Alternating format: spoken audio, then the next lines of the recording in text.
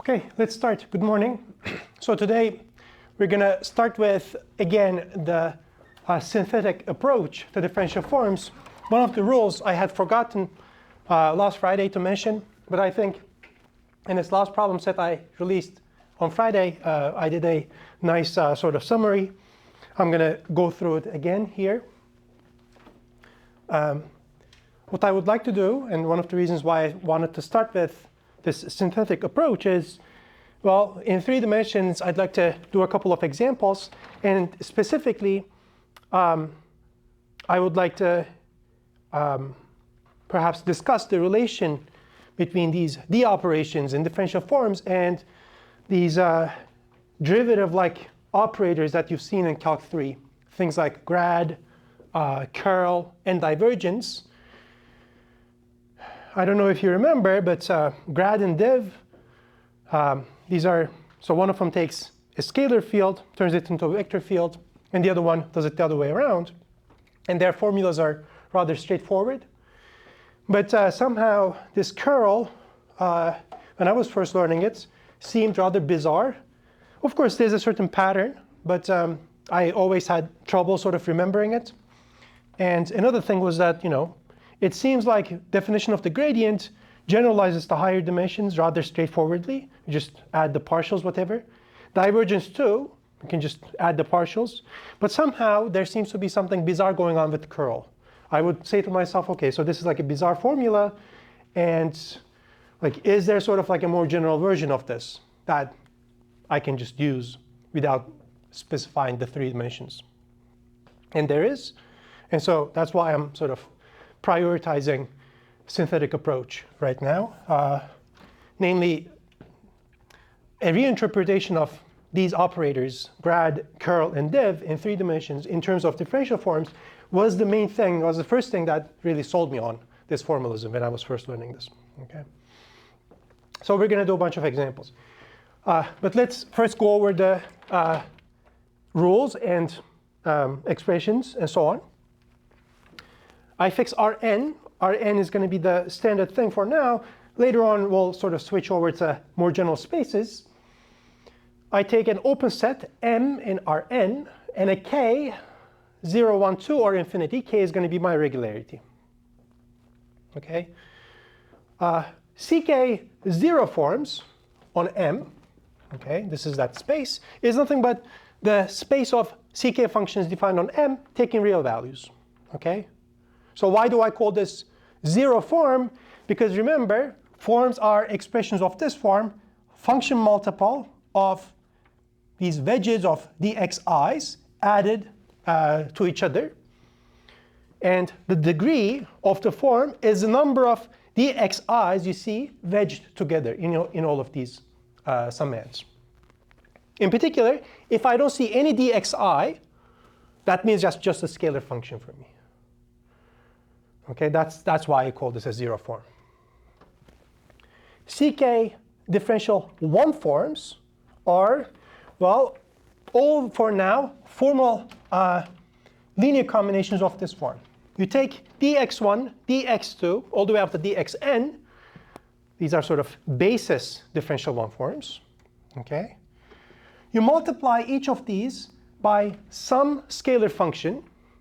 So you multiply dx1 using f1, dx2 using f2, and so on. You add all of these up. All such expressions you can obtain is the space of differential 1 forms. Okay.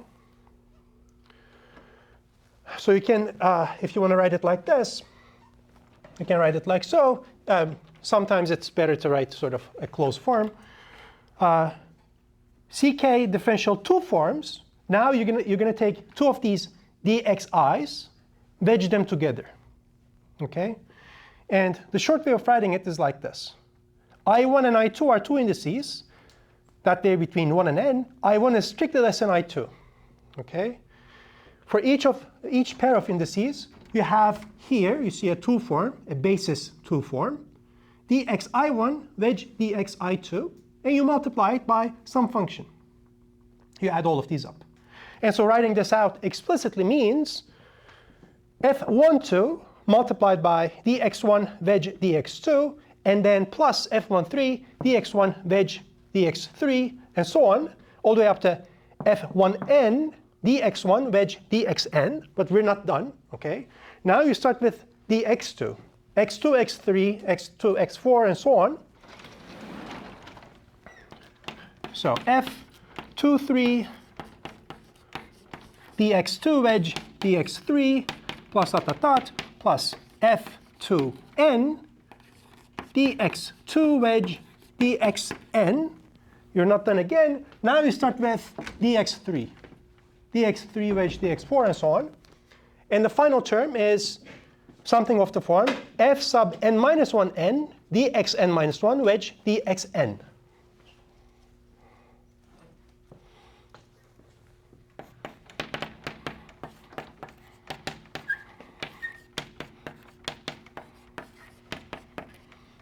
Okay?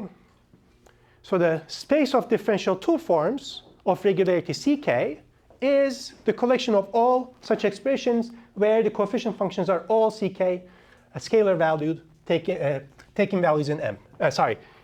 Taking inputs from m.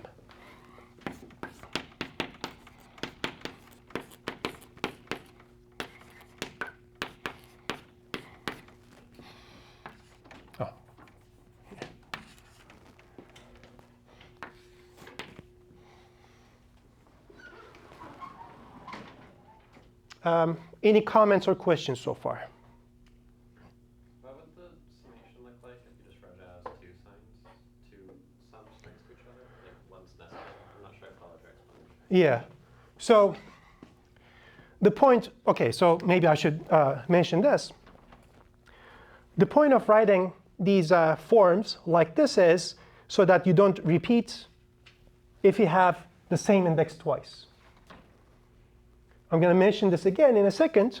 The point of this wedge operation, it has a bunch of rules. One of them is if you wedge one of these dxi's against each other, that cancels out. That's why you don't want to write it. If you want, you can write I from 1 to n, j from 1 to n, fij dxi wedge dxj.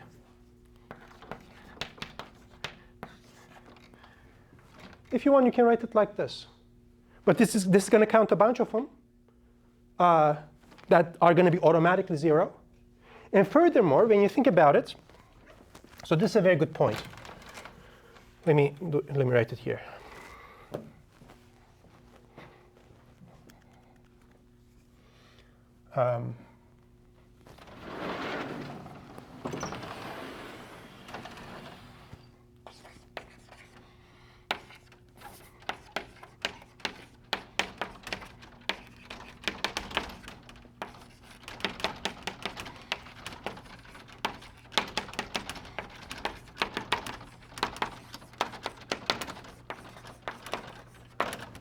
One can also write this to represent a generic differential two form on M.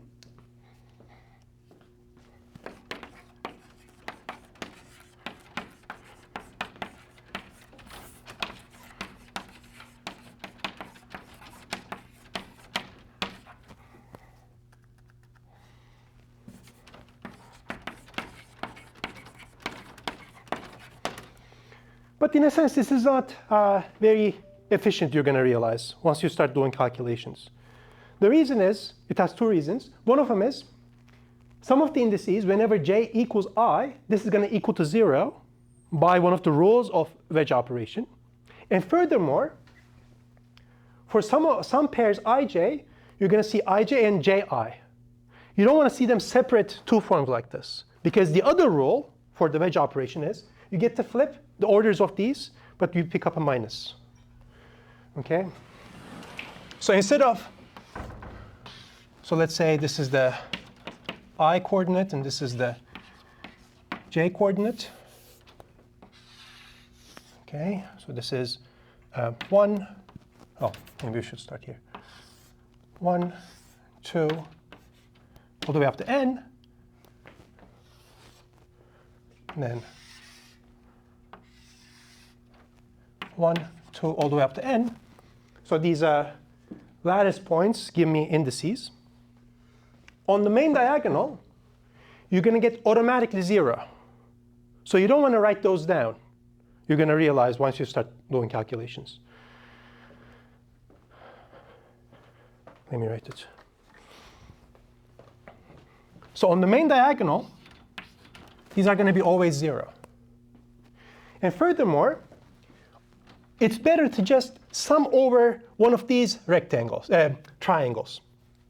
So this, for instance, corresponds to I equals 2, j equals 1. But this is going to be minus this by the rule of the wedge product. I'm going to mention that in a second. So instead of looking at a linear combination over all of these indices, you look at linear combination over all of these indices. Okay, does this make sense? So this, think of it as sort of like integrating over a set of indices. So there is some symmetry, and I don't want to be sort of adding extra functions and stuff like that. Does this make sense?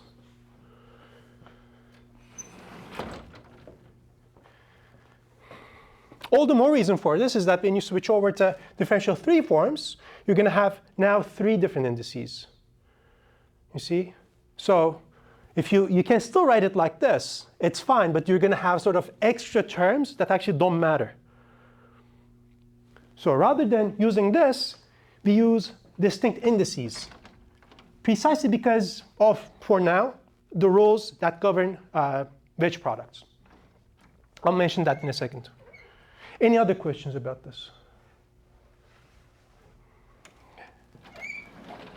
So this is something that, for now, we're sort of assuming this is how things operate. You're going to realize, you're going to see it later, hopefully today, this makes a lot of these calculations sort of natural. So ultimately, the rules are like this so that electromagnetism and curl and divergence and all of these things are easy to write down. Even if you don't know those theories yet, I certainly don't know them very well, but trust the people that came before you. So how would you write a CK differential P form? Well, you're just going to take a linear combination over all P distinct indices sampled between 1 and n. And then you're going to wedge exactly P of these dxi's. Okay?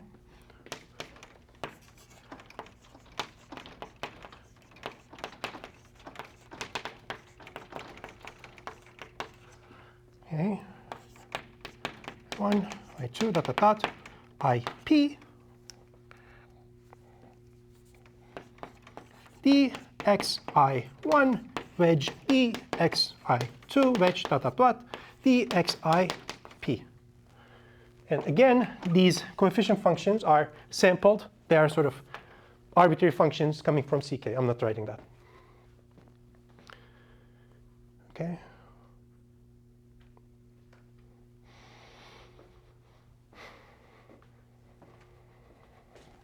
Okay. Now let me ask you, what is the dimension of this space? The vector space. You add and scalar multiply the way you expect. So what is its dimension?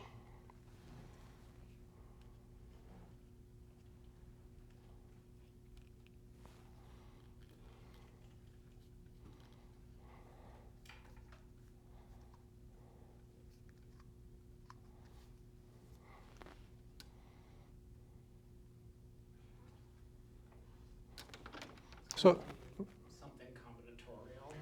Well, yes. So you could say, oh, maybe, well, it seems like this is like n-dimensional. Okay, and then this is like n choose 2-dimensional. This is n choose p-dimensional. In a previous problem, I said you did compute the space, the dimension of the space of alternating p linear functions on Rn. Right? You computed that the dimension of alternating p linear functions defined on Rn, taking real values, is n choose p.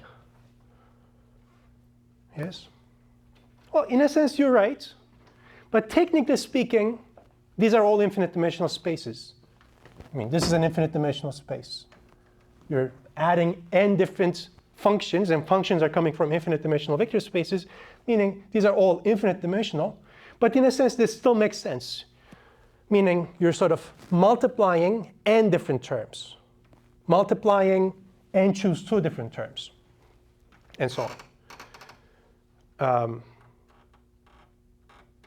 There is something, there is a phrase to describe this coming from algebra, but we haven't developed this yet. So this is what is called a module. Really, you sort of say, oh, my scalars are not just numbers, but they are functions. So you sort of develop it that way. We don't really need it, so I'm not going to go into that. But in a sense, it's still useful when you're computing how many sort of summands you're going to have to be able to keep that in mind. OK.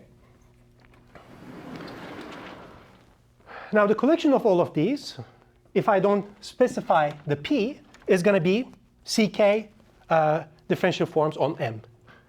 OK, so this is going to be, well, let's say 0 to p, omega I. Omega I is a differential I form.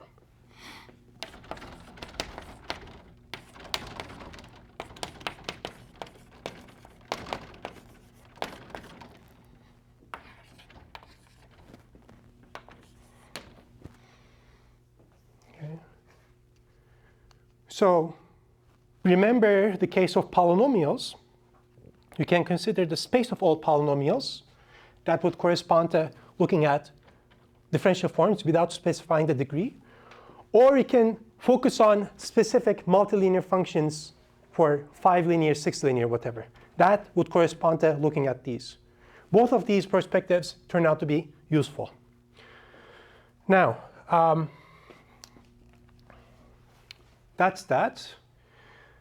Wedge operation, right? So now we say the rules about how this wedge operates. Well, wedge allows you to basically take the product of 2 differential forms. Wedge product.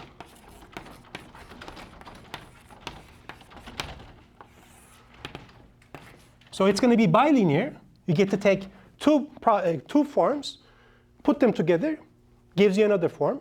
But you want this to be done in a linear fashion in either of the entries.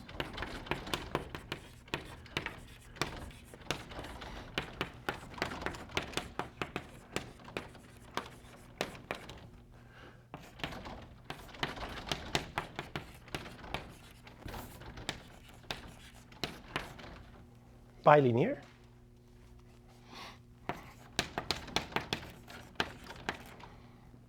Such that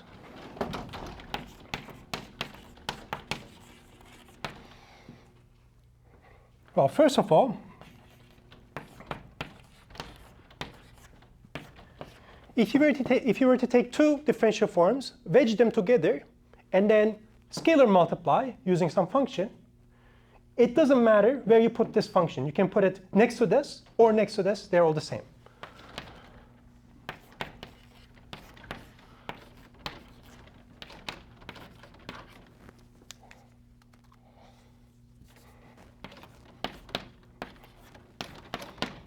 OK. So you get to freely move scalar functions, in other words, differential 0 forms, they're the same, wherever you want. Okay. Then what were the other 2 rules? Well, for any I, dxi wedge dxi is going to be 0. For any ij, dxi wedge dxj is going to be minus the other way around. So you get to flip the orders of these. You're going to see how this works out once I start doing calculations. But somehow this should remind you of some of the properties of the determinant, right? So if you have a matrix, if you were to flip the orders of two of the columns, let's say, you pick up a minus. It's basically the same idea. In fact, we're going to see later on, once we start developing this differential calculus perspective, we're going to realize all differential forms are determinants, actually, interpreted appropriately. OK? So these are the rules for the wedge product. The more important thing, perhaps, is the exterior differentiation, which we're denoting by lowercase d. Again, it's a linear transformation from ck forms, but it's going to give you back a ck minus 1 form. So it is really something like a derivative. And in fact, let me write it like this. ck plus 1 forms are turned into ck forms. So you're losing one derivative. That's the cost of applying one of these exterior derivatives. You say what it does to zero forms, that is to say, to functions. If you were to take a zero form, apply the exterior derivative to it, well, it just gives you this one form.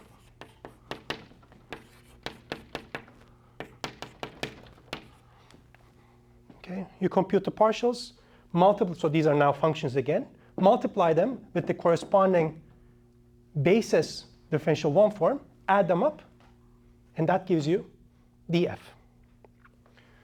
The other rule that I had forgotten on Friday is that if you have a function multiple of one of these sort of standard forms,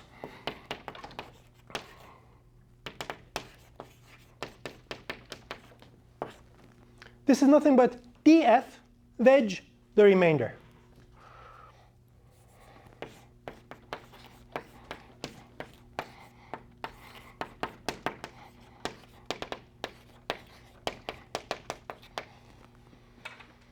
What does this mean? Well, you say, if I have a scalar function multiple of this nice form, first I'm going to compute df. That gives me this. I plug this back into this. And wedge is supposed to be bilinear, so I get to take these functions out, and that gives you a linear combination of standard forms again. That's how it operates. Any comments or questions so far?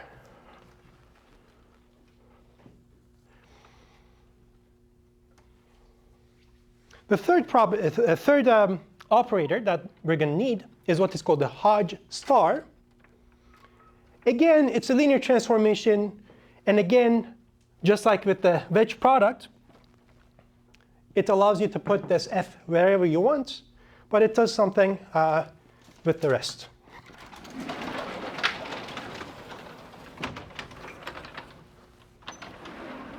Hodge star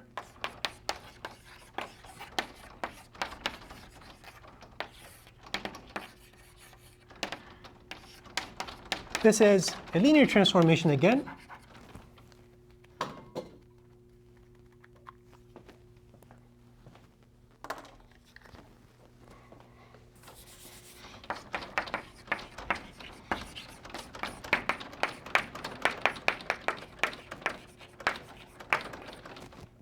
Linear.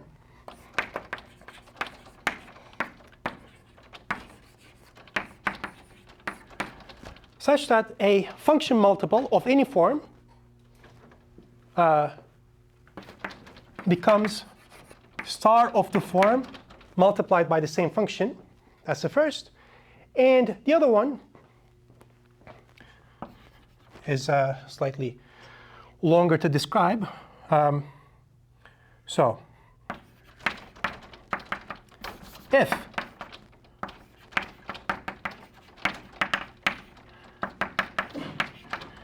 you have p distinct indices, then star of dx1 wedge dot dot dot dxi p is going to be something of this form, dxj n minus p, where j1 to jn minus p are the remaining indices if you take out these I1, I2, whatever.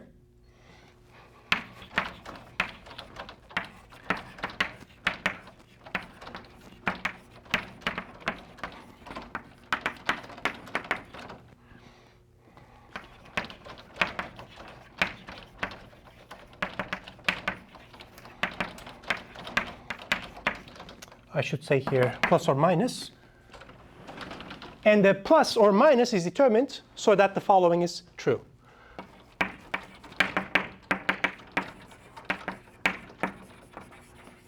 Determined so that dxi1 wedge dot dot dot dxip wedge with its star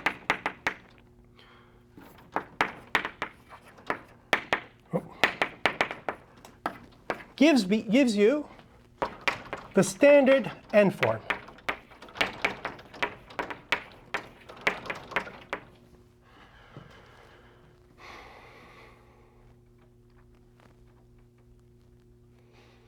It's perfectly OK if this is somewhat confusing.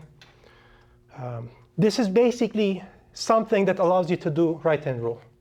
We're going to see how this operates later. Okay? Don't worry too much if the indices are confusing you. In the problem set I released on Friday, there is no problem. There's no questions about the star, but it's very important. Okay. So now let's do questions, comments. I want to do some examples. I think it's OK to erase this part and leave the. Oh, you guys are still writing. Maybe I'll start here then. I want to focus on open subsets in R3. In R3, instead of writing x1, x2, x3, I'm going to use the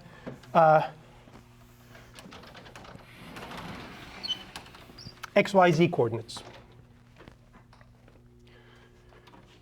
Later on, we're going to figure out how to switch over to, let's say, r theta phi coordinates, the spherical coordinates and stuff like that.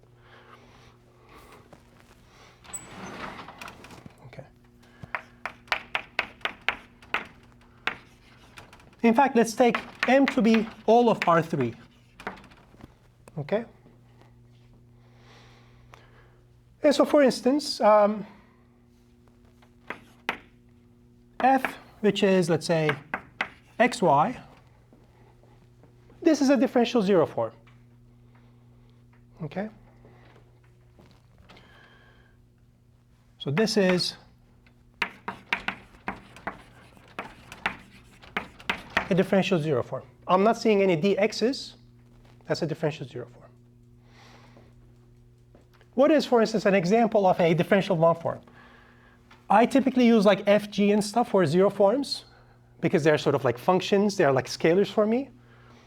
And omega, eta, zeta, whatever, for forms themselves, or alpha, beta, whatever. And so what is a differential one form? For instance, I can take x dx. That's a differential one form. Okay? When I write it like this, you should see that this is one of these basis one forms, and I'm scalar multiplying it by this function. At each xyz, it gives me something else. Okay? So this doesn't change with the point. This does. Okay? So this represents the coordinate. This is the scalar that is attached. That's a differential one form. Of course, I could have done cosine y dz. OK, that's fine. Let me add here, for instance, plus z y dy. OK, that's a differential one form. OK, so does it matter that I wrote dz before dy? Well, no, because the point is this is addition. For addition, it shouldn't matter in which order you're writing things. OK? So that's a differential one form. We're going to talk about how to visualize this later. OK? For now, we're just taking this syntactically. What's a differential two form? Eta, let's call it. Now I'm going to use dx wedge dy, for instance. Maybe I'll say x squared dy. Okay. That's a differential two form. If I wanted, or maybe due to certain calculations, what I could see is something perhaps like this, dz minus dy. Okay. Is that a problem? No, because z comes after y, supposedly. But it's fine writing it like this. Maybe in your calculations, you're going to see something like this. Whenever you see this, I would suggest you flip and get a plus here. Okay? So it's OK if you see something like this.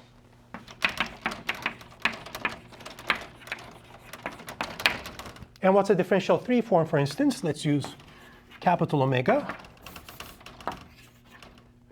You see, so now it should be a function multiple of dx wedge, dy wedge, dz. But maybe you see something like this. Sine of x plus y, dz wedge, dx wedge, dy. That's again fine. The orders could be shuffled. Okay? Typically, again, what I would say is, if you see something like this, put it in the right order. You sort of count how many times you need to sort of bubble sort this. That's sort of what you do, right? So instead of this, what I can say is, well, ultimately, I think dx wedge, dy wedge, dz is better, sort of from a formal point of view. So you take this, and you sort of bubble sort these one forms. Okay, so you flip it like this, you pick up a minus. Now x is here, z is here. Flip it once more, you pick up another minus, and z is now here. Okay? So if you want, you can write it like so.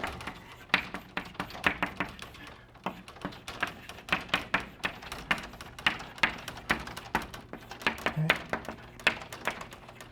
That's a three form. Does this make sense? What's a four form? Let's use alpha. X dx wedge dy wedge dz. But you see, for a four form, I need to wedge one more thing. Let's say dx. Okay. But one of the rules, this one, is whenever you wedge two of the same, one form, you zero out.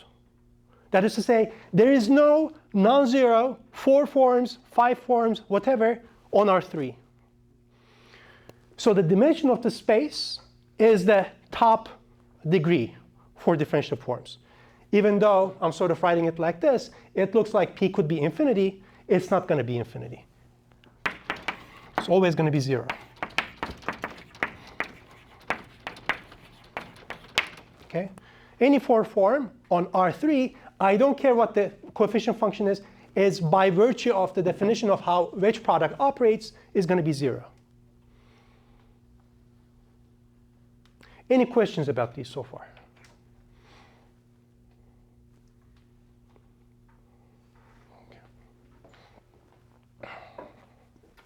Okay, so now that we have examples for 0 forms, whatever, oh, maybe I'll give one more. What if I were to add omega and eta? Now, just like with polynomials, you wouldn't be able to say, oh, it's 1 form, 2 form, but you could still say it's a differential form. Okay, that's still valid.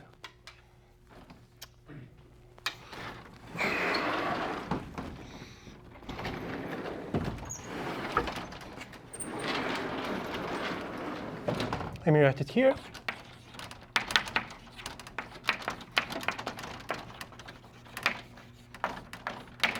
Okay? If you don't specify the degree, you can write omega plus eta is a differential form.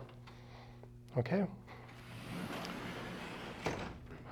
Why is it not just the max of the two, like one form plus a two form is a two form? Yes, because the degree is more about like the homogeneity degree. It's not the max of the degrees. So with polynomials, for instance, we're used to saying things like, let's say, x plus x squared is a degree 2 polynomial. But really, these exponents that you see in the form is really about sort of having homogeneity, meaning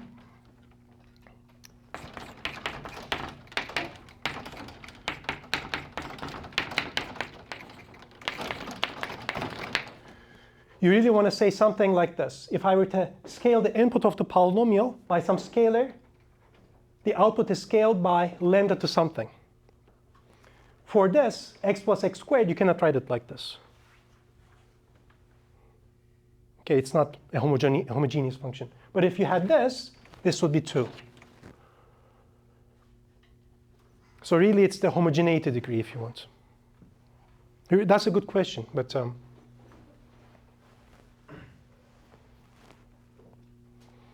you're suspicious, but I'm not sure I follow that notation. um, Are you just saying like all the degrees of each individual term needs to be the same? Because like for eta, they're all exactly, yes. wedge, not Yes. Yes. If I have one forms, I know that it's going to be a scalar function linear combination of dx1, dx2, whatever. With two forms, I know I'm going to have always two one forms wedged together in each of the summands. So pure two form couldn't have any one form. No, no, no. Good point.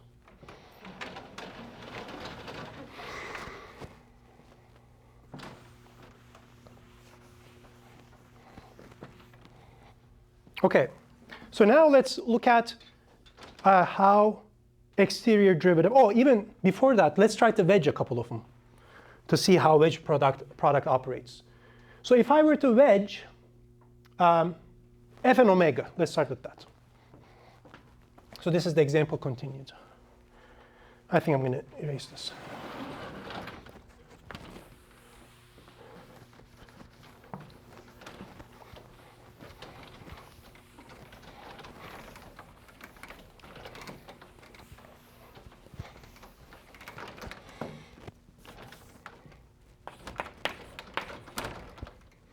F itself is a differential form. It's a differential zero form. And it should be allowed to wedge f together with omega. But you see, because f is a zero form, it doesn't matter where you put this f, even if you were to open omega. Because of this, people will just stop writing wedge when you're wedging a zero form against something else. You would just write it f omega. Okay? And so what does this mean? If you want, you can just open this up.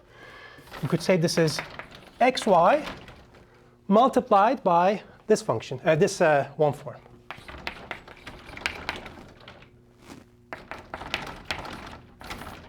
Cosine of y dz plus zy dy. You can just expand everything and write it like so. Okay, let's also collect this term in the middle. X y squared z dy plus xy cosine of y dz. Okay? That's one example of wedging a zero form against a one form. So wedging against zero forms is just multiplication. There's nothing bizarre going on. What we could do perhaps is, we could wedge, for instance, omega with itself. Let's do that. Okay, now I'm going to write again both of these.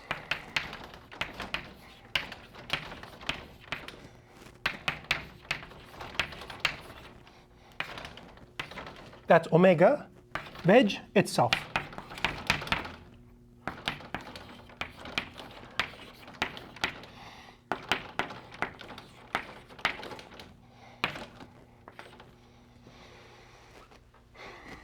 Okay? Whenever you wedge a P form against a Q form, ultimately, you're going to end up with a P plus Q form. So for instance, 0 form against a 1 form, you ended up with a 1 form again. So this time, because you're wedging a 1 form against itself, this is going to be a 2 form. Okay? And so what do? You just open this up. Let's do this slowly once.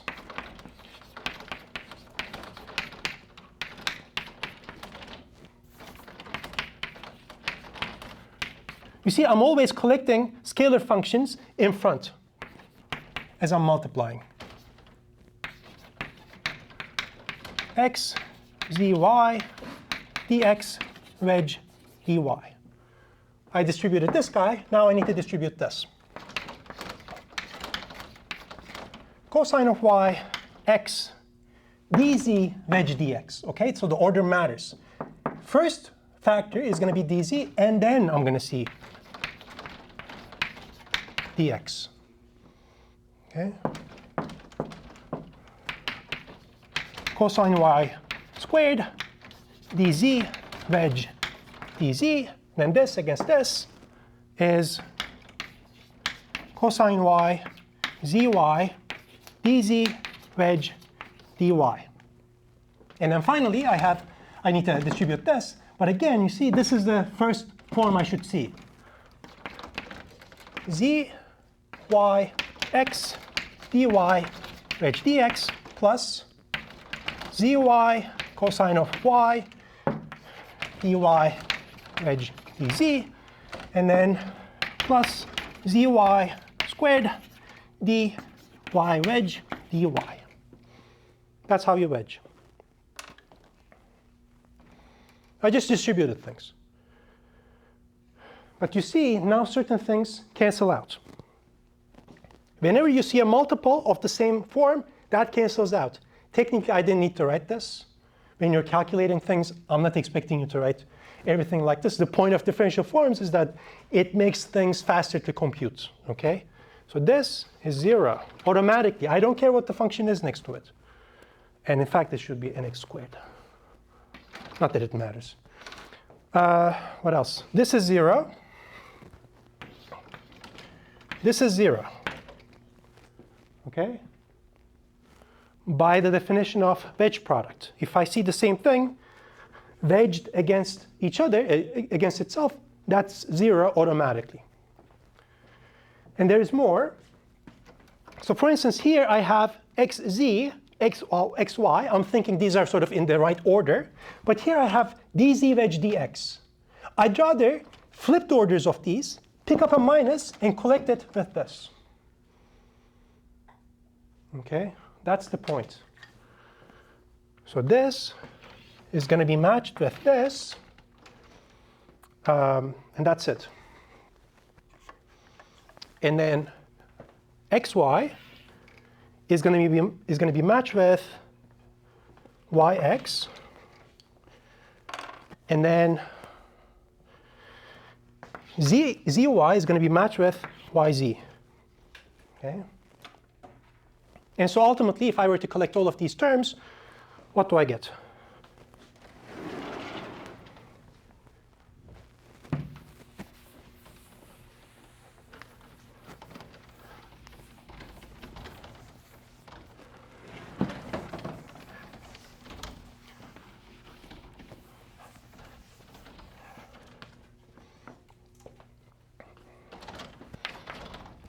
So you see, in 3 dimensions, what are the 2 forms?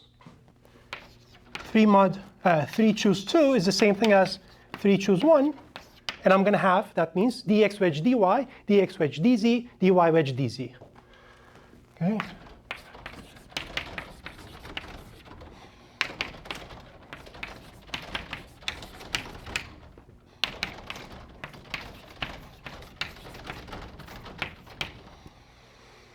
Okay, let's collect the terms.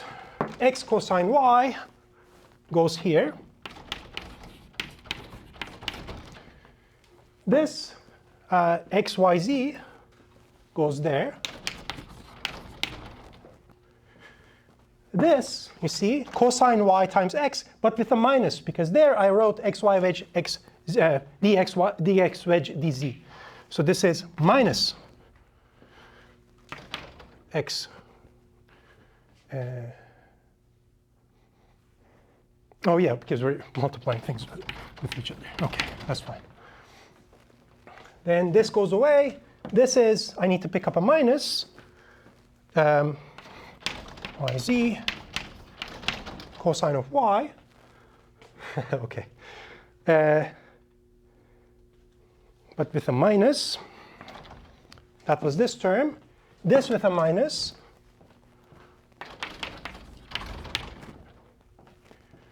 And then you're going to have this with a plus. So this is 0, this is 0, this is 0. This gives you back 0.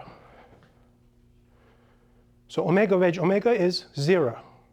In the problem set that was released last Friday, you can in fact verify that any one form or any odd degreed form when wedged against itself is going to give you 0.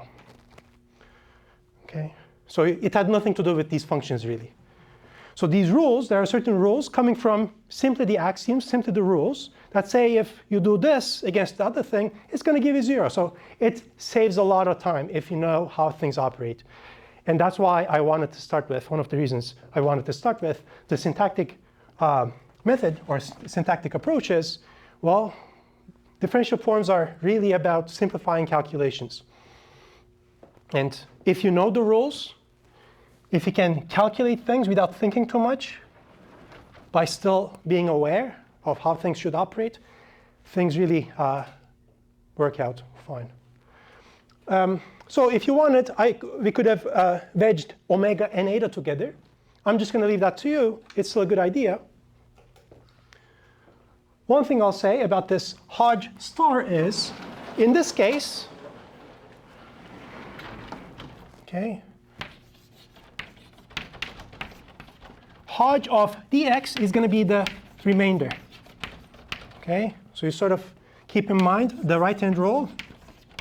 dy is not going to be dx dz. It's the wrong order. It's going to be dz dx. Okay.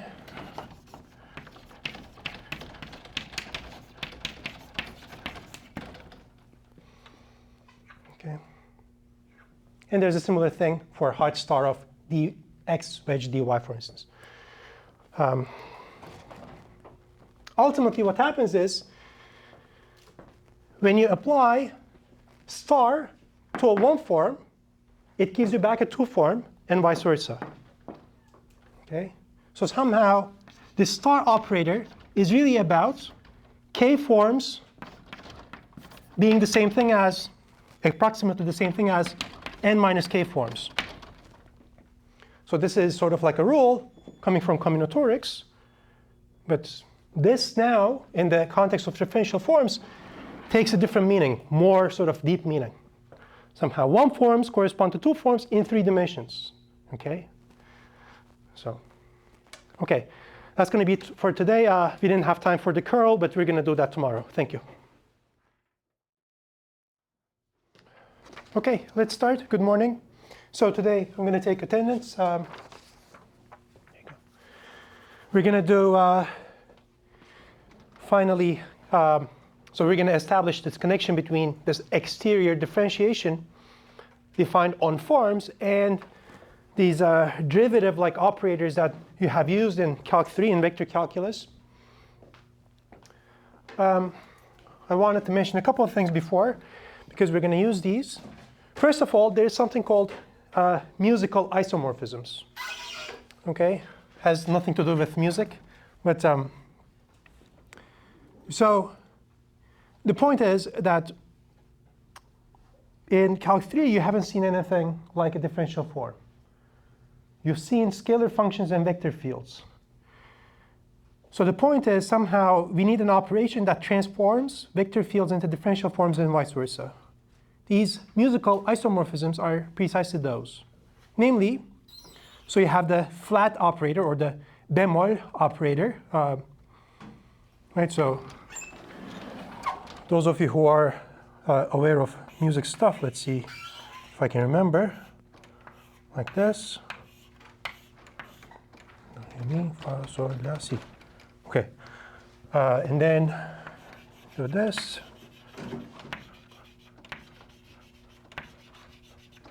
Okay, this is like a keyboard.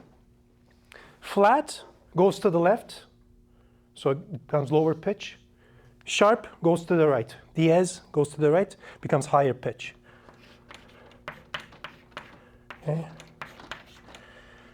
The reason why these are denoted like this is because within the context of physics, they have these like specialized notation. They have like a bunch of indices. They either use indices as superscripts or subscripts. We're not using these, but still somehow transforming vector fields into differential forms, it turns out they correspond to taking these superscripts and turning them into subscripts.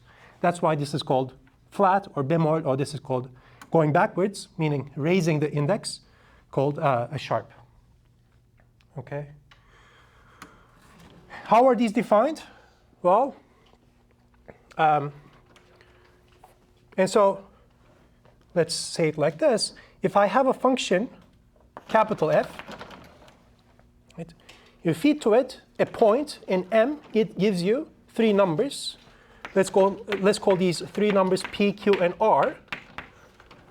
So I have 3 scalar valued functions. These are the component functions. What is the corresponding differential one form? Well, P dx plus Q dy plus R dz. Okay.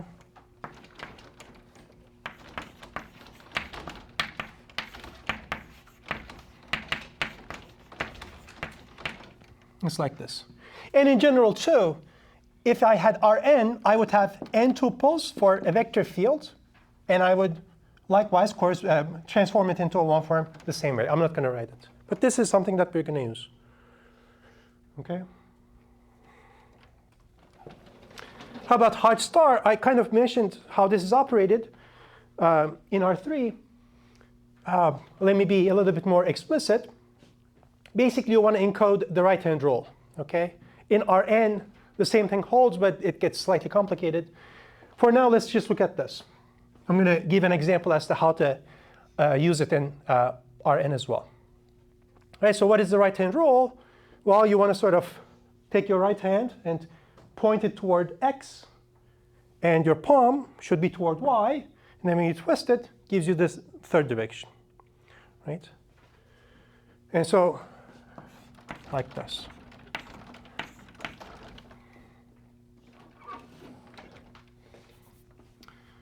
So,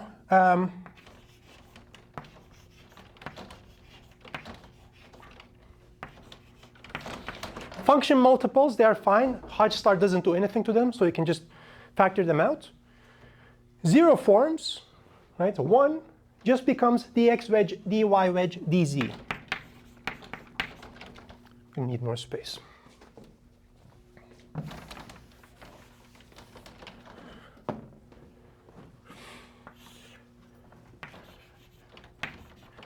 Star of 1 is dx wedge, dy wedge, dz. Star of dx wedge, dy wedge, dz is 1. You go backwards.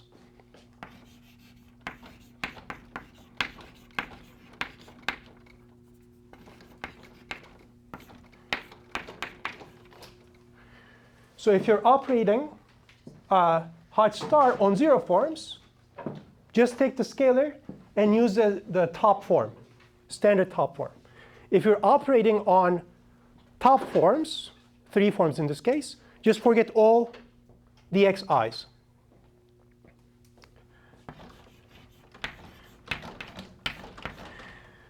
Star of dx is going to be the remainder. Okay, 1 form is going to turn into a 2 form. What is it going to be? Well, if I started with x, should be yz, and in this order.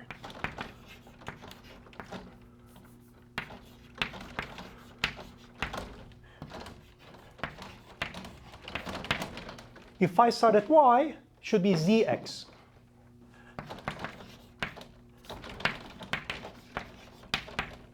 And again, remember, if you want, you can write it with x first, but then you would have to put a minus in front. Okay, plus and minus is going to be important for us. This is signed integration, so we're going to use these in signed integrals. And star dz is dx wedge dy. How about two forms? Well, you should again say to yourself, if I apply star to a two form, I should get back a one form based on the fact that they're in R3. Okay? And so star of dy wedge dz is going to be dx. Okay. Star of dz wedge dx is going to be dy. Star of dx wedge dy is going to be dz. Okay. So if you apply star twice, you get back the original thing, but that is only for R3, okay? In higher dimensions, what might happen is if you apply star twice, you might pick up a minus. This works the way it does beautifully like this because you're in 3 dimensions. Okay. Any questions so far? I want to do a couple more examples as to how this Hodge star operates on higher dimensions to give you a sense. I did give you the definition, but indices, as far as I'm concerned, they become hard to sort of keep track of. Then I'm going to give a couple examples of calculating the exterior derivative of specific forms. And then we're going to look at curl and divergence and all that. OK, so for instance, let's look at this.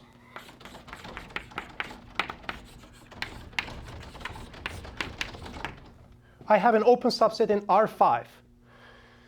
Let's say our coordinates are x1, x2, x3, x4, and x5. Okay. So I want to figure out what is the star of dx1. I want to figure this out. Okay. Now I say to myself, I'm in 5 dimensions. I start with a one form. Star of it is going to be a 4 form. Okay. Then I say the star operator is so that I'm going to take this form that I started with, wedge it with something else, and ultimately I want to get this guy.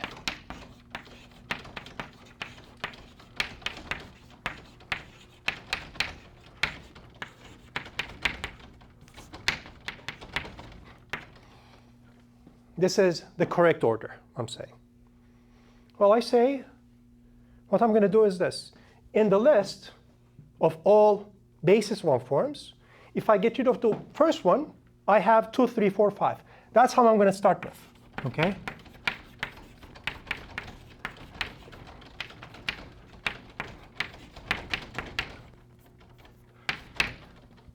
So I put the remaining 1 forms after I wedge them together here, and I say, is this equality true?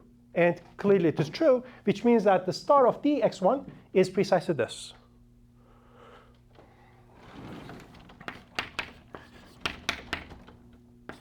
Oh.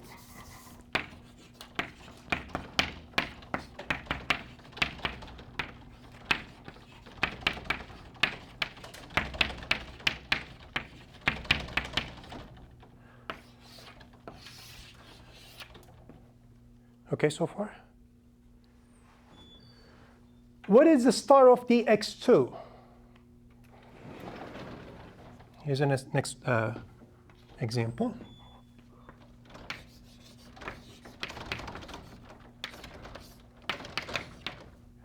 Again, I start with dx2. Okay. And then I wedge to it all the remaining forms in the increasing order. So now I'm going to start with dx1 and so on.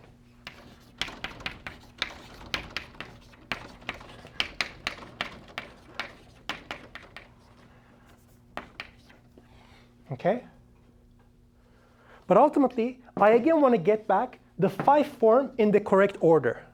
But this is not in the correct order, because if I bubble sort this, I'm going to pick up a minus. Okay? Which means that the star of dx2 is this multiplied with minus 1.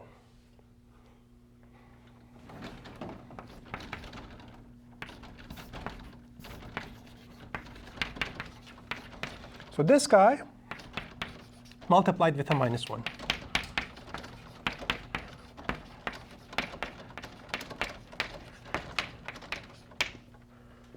Okay.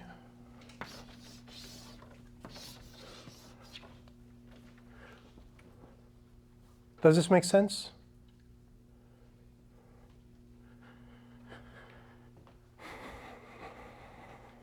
So in Calc 3, probably you remember things like, oh, I have this shape and I have this vector field, and I need to sort of compute the divergence of it or whatever. But you remember it was it was painful to figure out what is the outward pointing normal, whatever. So somehow this Hodge star is just complicated enough for you to manage these things automatically. I want to do one more example. That's going to be slightly more complicated. Yes? Can you instead start at dx3 and then put the dx1 at the end? Yes, yes. But then, so wait, say again? So start at dx3, dx4, and then dx5, and then dx1. So you bubble x1 to the end? Yeah. So, boom, boom, boom. Yeah, but you would get rid of the minus. Yeah. OK, yes. Right, so what your colleague is suggesting is, well, bubble sort this to the end. So just like in this sort of rotation order, I guess, maybe it's nice. So you bubble here, 1 minus, another minus, third minus. Picking up 3 minuses with this cancels out, so you get a plus. So you can write it like this as well.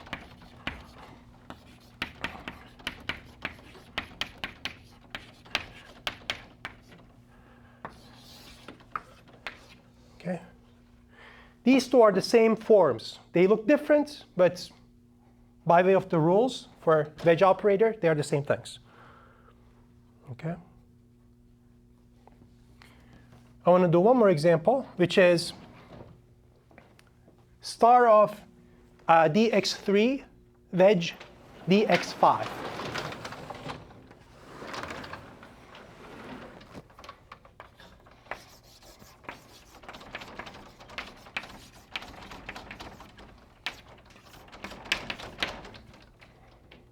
Okay.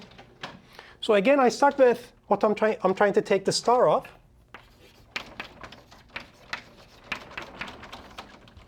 Okay. I'm going to wedge to this. If I start with a 2 form, star of it is going to be a 3 form, right? Because now I'm in R5. I'm in 5 dimensions. So I'm going to look at all the remaining 1 forms. I'm going to list them in the increasing order.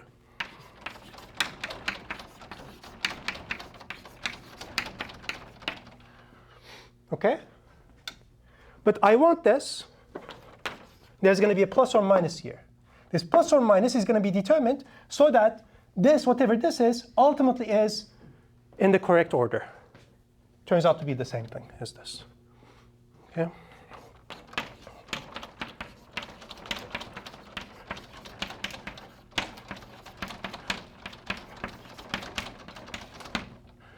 Okay, let's now figure this out. Of course, we need to sort this.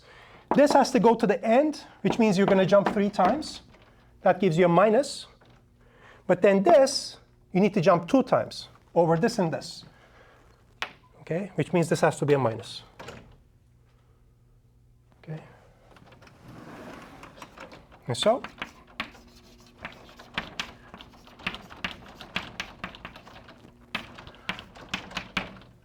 minus this guy.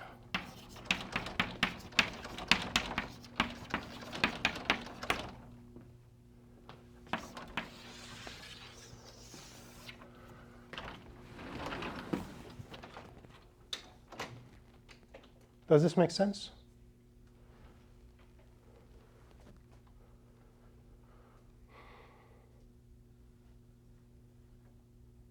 Comments or questions?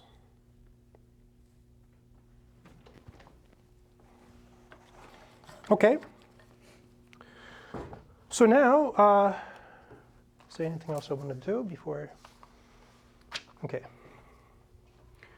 So now, let me remind you. So now we're going back to grad, div, and curl in Calc 3. And we're going to try to relate these to the same operator, to the exterior derivative in the sense of differential calculus. Let me first remind you what these are supposed to be. I'll do it here.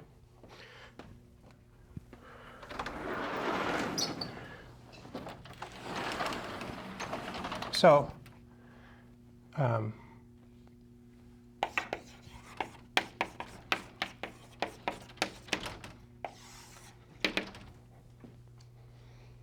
gradient, never mind that we actually defined gradient in this class.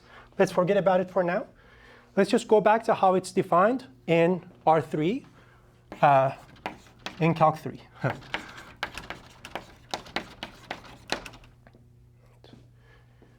So grad goes from, I'm just going to write scalar fields. This is just functions, scalar valued functions defined on M. Gives you back a vector field on M. Okay. So here, SF is CK MR in our notation, and VF M is CK MR3. Of course, in Calc 3, we don't really talk about orders of differentiability or numbers of differentiability, whatever. And so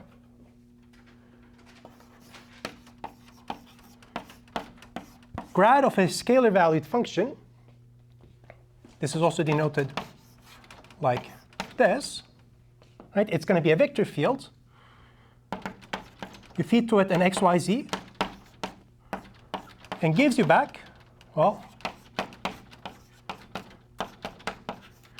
this vector.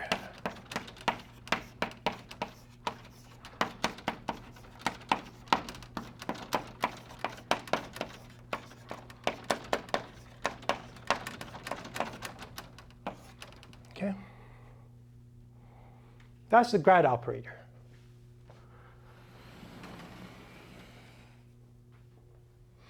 Curl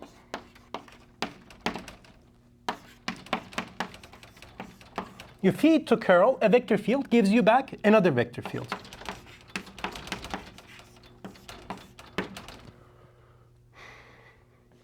And so let's say F is the vector field with components P, Q, and R. Then what is the curl of it? Maybe some of you have seen this. So you take this operator, you cross product it with F. Did you guys see something like this to remember? What this means is, so you have this I hat, J hat, and K hat. These are the standard vectors. This is the unit vector in the x direction. This is the unit vector in the y direction and unit vector in the z direction.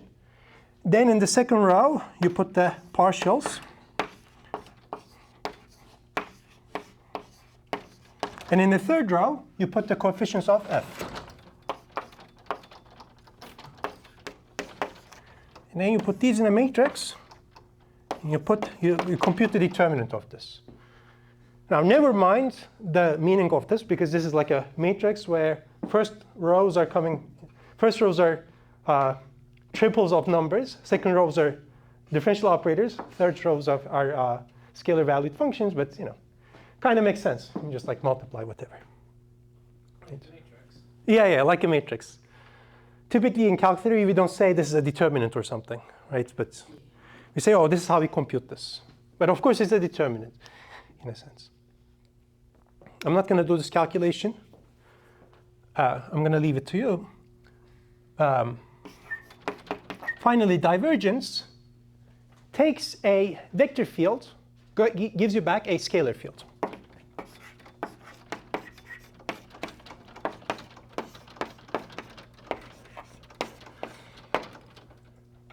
Oh, what I forgot was I wanted to do an example. OK, let's write this, and then we'll go back to an example. And so what is this?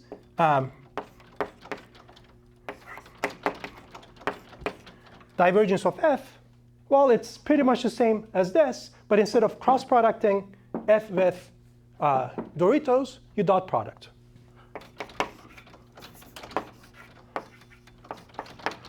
OK. Are you guys familiar with this notation as well? Sort of. What this means is that, so you sort of pretend that this guy is a vector as well. First component is x partial, second component is y partial, and third component is z partial. So you sort of multiply this by this and add to it the product of this by this and then this by this. And that gives you the divergence. OK. Now, I want to compute certain things, but let's pause this because I forgot. I wanted to do more examples. So let's pause that for now.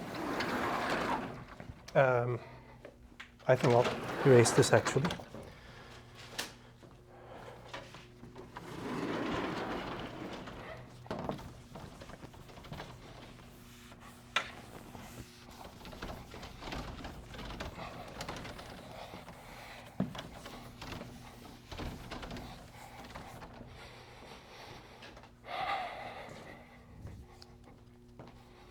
So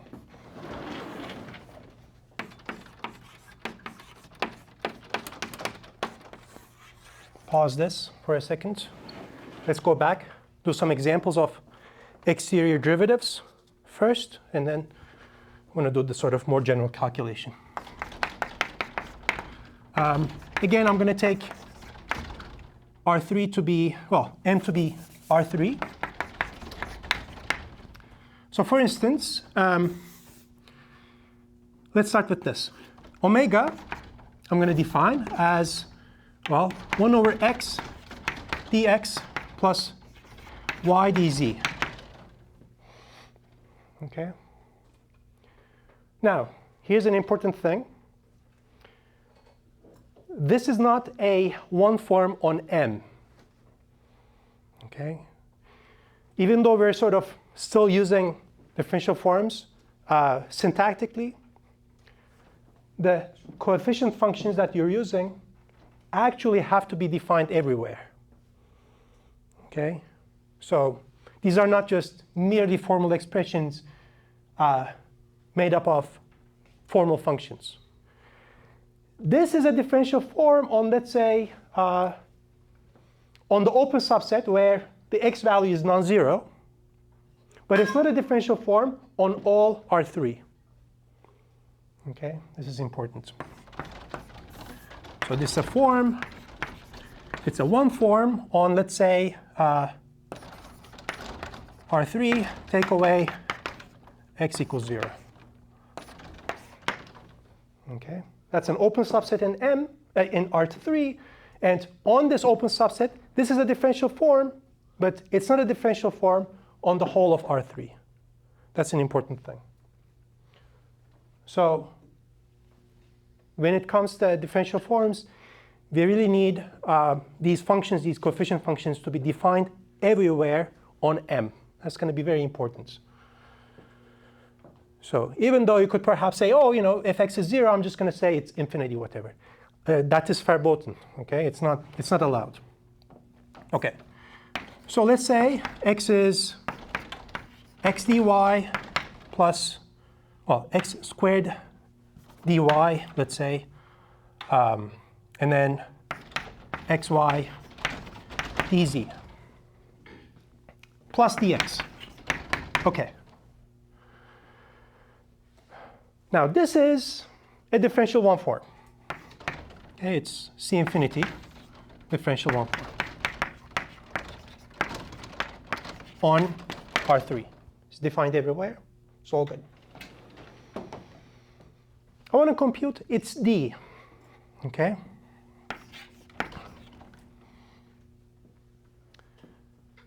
The exterior derivative of a 1 form is going to be a 2 form. Ultimately, then, because I know in R3 there are only 3 2 forms, dx wedge dy, dx wedge dz, dy wedge dz. In practice, what I would typically do is I would just write them like so. And I would start differentiating and sort of populate these spaces. Okay?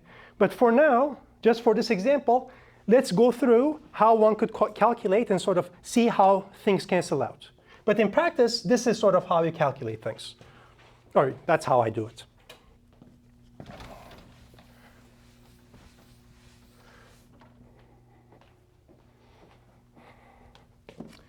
I want to change something. Let's do it like this. Let's put here xy and x squared here. OK, this is better.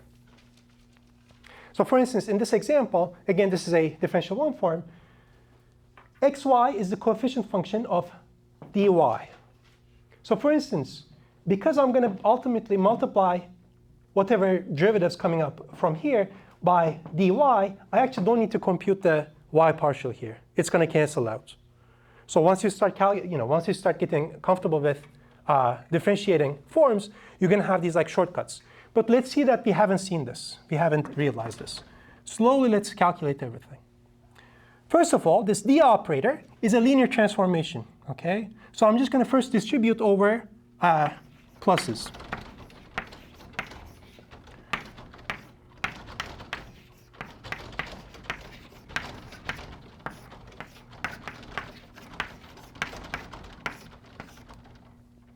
Okay? Then I remember the rule, and what does the rule say? If I have a function multiple of one of these basis forms, this is, by definition, df wedge the remainder. Okay, that's the rule.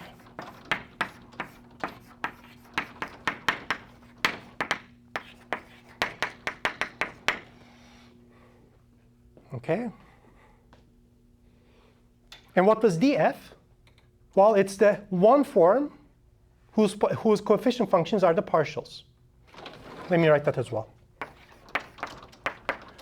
So x1, dx1, second partial against dx2, all the way up to the nth partial against the nth 1 form. Okay? So what this means is that I need to distribute these d's over the function and so on, take the wedges, take their derivatives, and sort of distribute everything. Okay? So this is like so.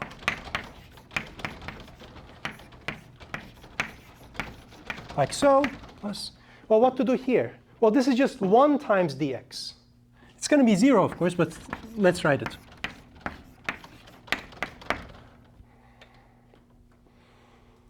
Okay? So now, this is a function, this is a function, this is a function. I'm going to compute exterior derivatives of these functions according to this rule. Okay. So the x partial of this times dx. So this is y dx plus y partial of it times dy. There is no z, so I'm not going to write the dz.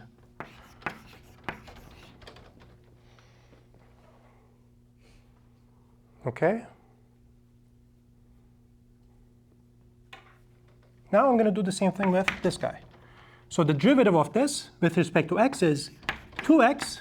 That's going to go next to dx. Has no y dependency, so dy I don't need to write. And likewise for dz. But I have this wedge coming from here. X partial of 1 is 0 and all that stuff. So this drops out.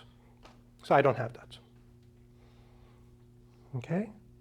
Now, wedge products are bilinear. In particular, if this is fixed, I get to distribute this wedge dy over these two. Okay.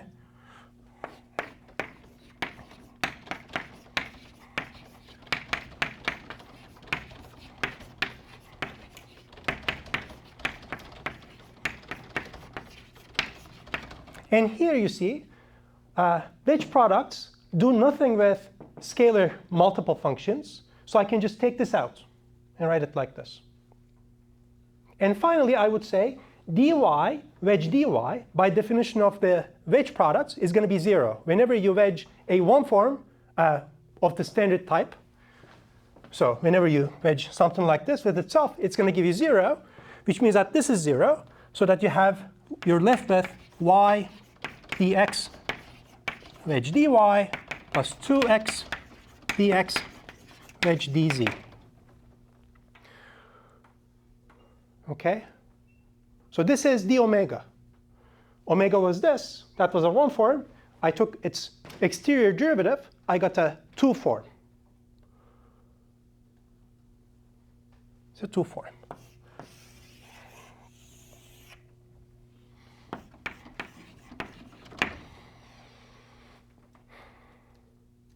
Now, in the problem set that is due this Friday, there's a problem that is specifically about the following statement, namely that whenever you apply exterior derivative twice, you're going to get 0 in any context. Okay, it doesn't matter. So one problem is establishing this generally, but let's compute and verify it in this case.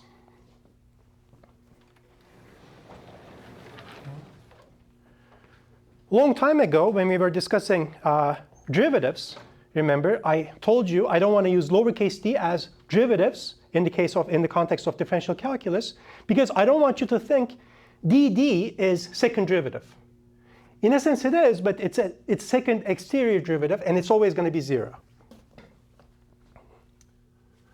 Let's do it here.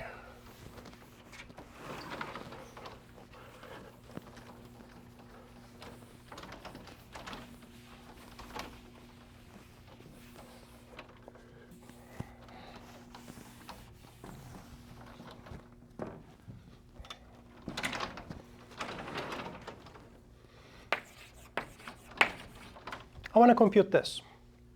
Well, this I computed, so I can just substitute.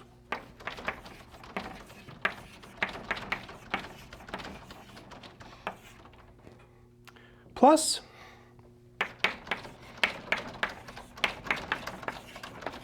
this guy.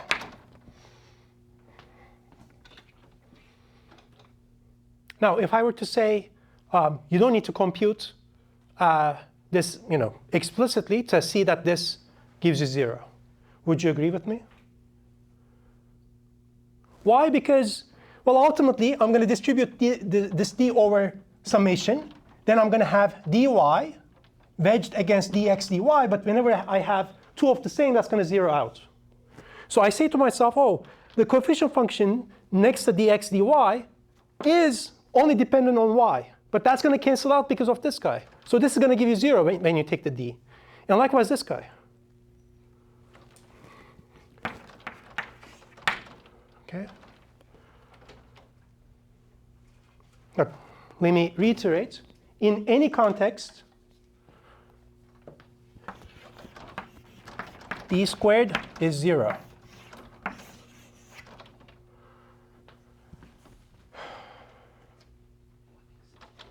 Okay.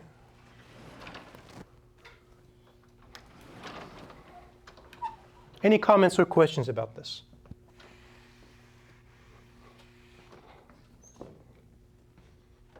Question? That dy should be a dz at the end. Okay. Thank you.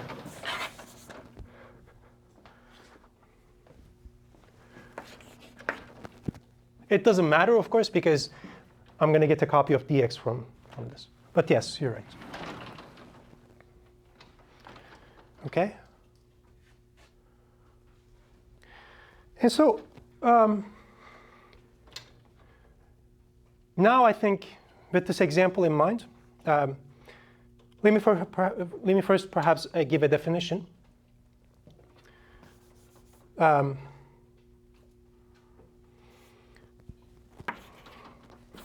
So I can consider the collection of all differential forms without specifying the degree. Or I can say I have the 0 forms, 1 forms, 2 forms, and so on. And they constitute in total the collection of all differential forms. Because this D operator allows you to switch between 1 forms and 2 forms and so on, it's common to write this. Okay, so you write, let's forget about regularity. Yeah, 0 forms, 1 forms, and so on.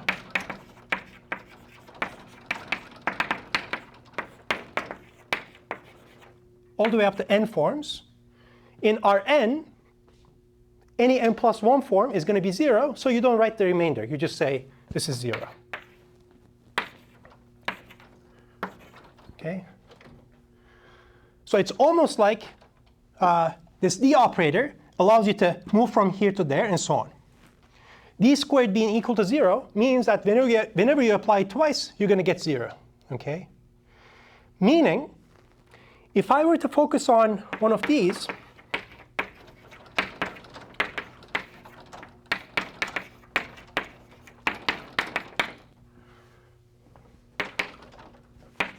have here this. If I have a P form that is the D of some P minus 1 form, then I know for sure that its D is going to be 0. Okay? So you say there are 2 important classes of differential forms. One of them is what is called closed forms.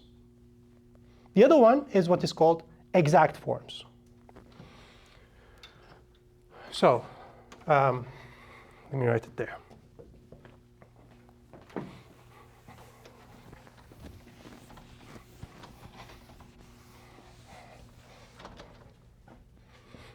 Definition. This is very important.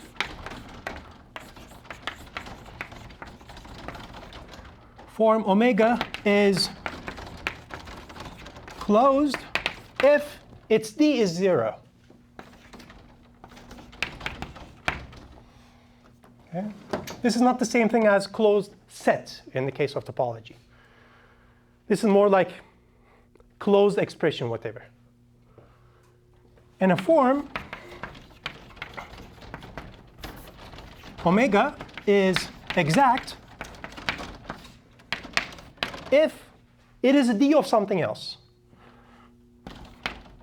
There is an eta such that D of eta is omega. Okay. D squared being equal to 0 implies that any exact form is closed. Because if omega is exact, it is really of the form d eta, which means that if I take the d of this, that corresponds to taking d twice of eta, which is going to be 0. Okay? So any exact form is closed. You really want the other way around as well. You want to say any closed form is exact, but that is not true. Okay? We're going to discuss what that means, the implications of that, examples of that, all that stuff. But for now, I think that is what is most important is remembering that exact implies closed.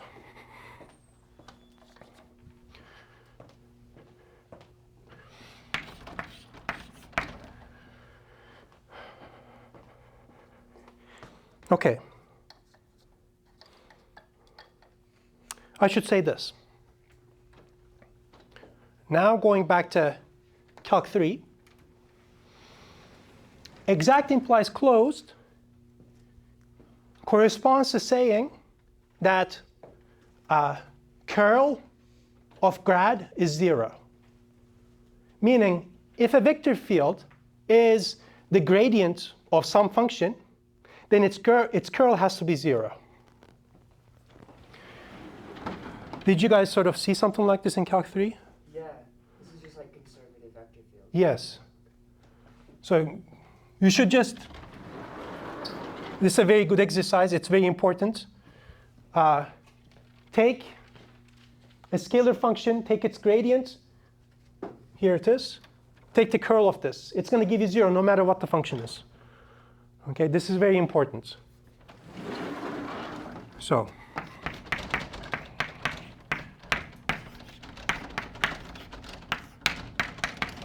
that's how you write it. Curl of grad is 0, no matter what the f is. And furthermore, for instance, it is also the case that if a vector field is the curl of some other vector field, it is divergence free. Meaning divergence, so div curl is 0. That's also very important. Let me write it here. So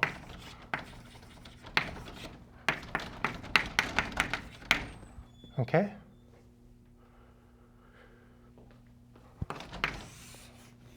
Just open up your Calc 3 books. I guarantee you it is there. Okay, both of these statements, they have to be there. Saying that any exact form is closed is a generalization of these two statements. It works in any context whatsoever. Of course, it should be the case that you have sufficiently many derivatives. You cannot just exterior differentiate a differential C1 differential form because you only have one derivatives, at least for us. But insofar as your differential forms are sufficiently regular, exact is going to imply closed. Okay? This is very important. Do these exercises. Remind yourselves how these things operate. I have 5 minutes. Should I start calculating certain things? Let's do this. We're going to start using these operators now.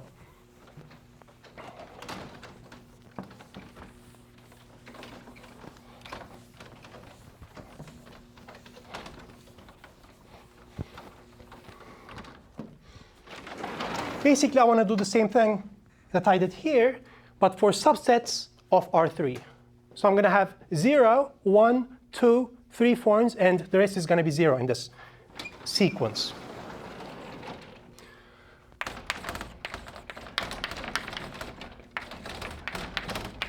So I have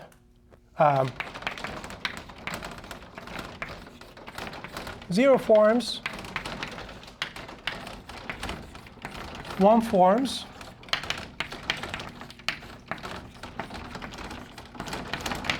two forms,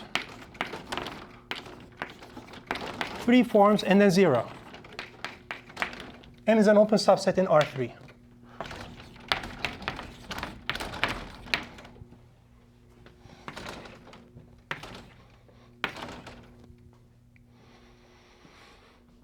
Zero forms we defined as nothing but scalar fields, namely functions that take real values defined on M.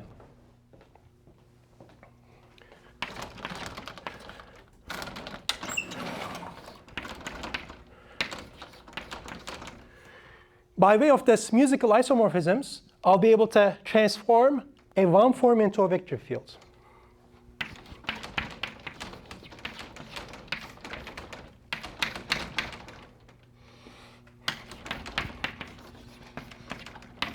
This is going to be something slightly more complicated, namely it's going to be hash star. We'll discuss this later. And a 3 form if I were to apply a star, it's going to give me a zero form, which is identified with scalar fields.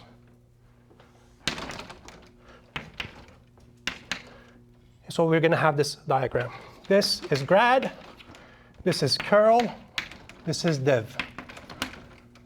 So these operators are nothing but very specialized names for the same thing, which is the exterior derivative. The point is that the exterior derivative is well defined, it's easily defined in very abstract situations, whereas these are more sort of restricted. Okay. We'll do some calculations next time. I think it's a good place to stop. Thank you. Okay, let's start. Good morning. So today, I hope to finish the synthetic discussion, synthetic approach to differential forms. Then what we're going to do is, there's one operation that we need to discuss, this pullback operation. Synthetically, I would like to define it as well, what that means and how you're supposed to calculate it. And then we're going to go back to the differential calculus approach. We're going to connect all of these, or at least part of it, let's say, to what we've been learning so far in the context of derivatives, higher order derivatives, whatever. Then we're going to learn how to visualize only zero forms and one forms. Okay. And if there's time left, we're going to learn how to integrate one forms as well.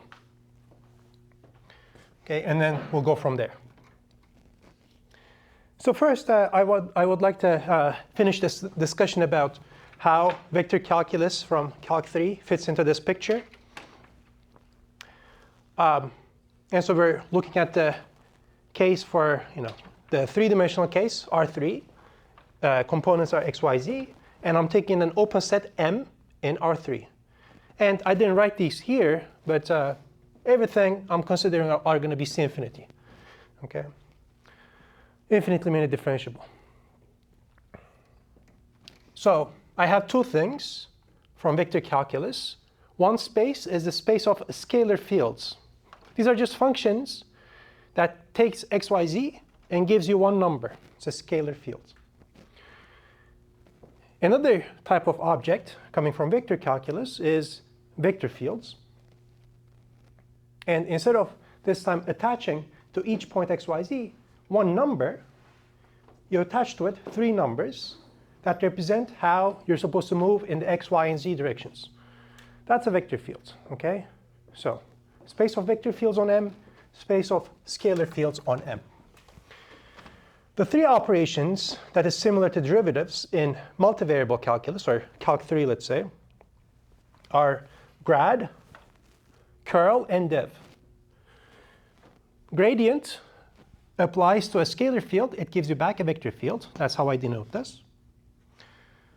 Curl takes a vector field, produces yet another vector field. Okay? It's like this. And div starts with a vector field, gives you back a scalar field. You should remember the definitions of these operators. If you don't remember, go back to your textbooks and remember all this. The point of all this exterior derivative business, and so you see down below are only differential forms. So this is differential zero forms, just functions. These are differential one forms. Let's remember. Differential zero forms are nothing but scalar fields. So these are just f. Okay? And one forms are of the form p dx plus q dy plus r dz. Differential two forms, so p, q, and r, are three scalar valued functions on M. Differential two forms are like this. Let's say a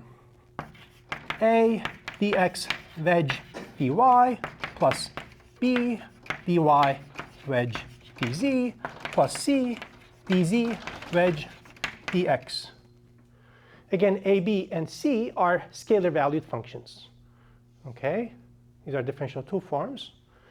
Differential 3 forms are functions of the form, let's say, ABC.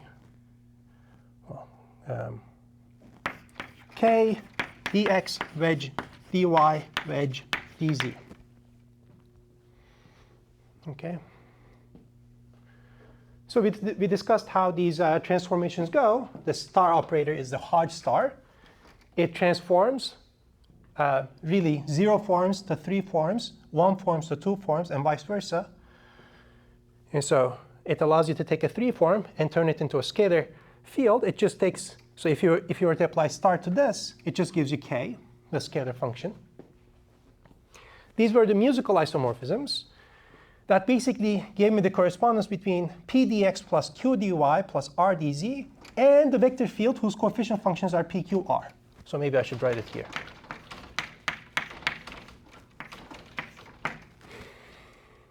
Okay.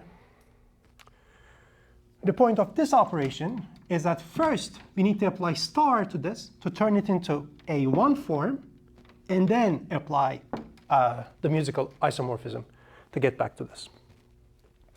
This is an exercise. The exercise is to verify that these diagrams is what you would say commute. Meaning, whenever you see a box, whenever you see a rectangle, if you were to start from here, for instance, doing this should be the same thing as doing this. And likewise, from going here to there, and then here should be the same thing as going from here to there, and so on. So there's a bunch of things to verify. I'm going to do one of them, which is the more suspicious one, which is the curl. Okay. Now, we can do it 2 ways. Either we can start with a vector field, apply the curl as we do in multivariable, and then take the form, or we can start with, or we can go downwards, first come up with a differential 1 form, and then compute its d. I think this is going to give more practice for us. That's why I'm going to go this way, and then try to see. Any questions before I start? Yes? You implied we can go backwards through the sharp star operator? Like, does that have an inverse? You mean this way? You can go backwards as well, but somehow, so the inverse of this is going to be sort of the other way around. Is that just you're applying star and then sharp? Yes. Yes. You're going to see it. Yes. Thank you. Exactly. Yes. Yeah. So for instance, the middle box says this. So let's say we're going to do this part. Let's say triangle. Triangle means this. If you want to be biased toward vector fields, you would say for any vector field, right, curl of it is, well, first I need to apply the musical isomorphism. So flat, now it's a form. Take the d, now it's a 2 form. Star, now it's a 1 form. And then go back to get a vector field. Okay? What did I do? I start with something here. Apply flat. Apply d. Apply star sharp. Okay? I just wrote this. Does this make sense? If I wanted to start with a 1 form, I would write for any 1 form,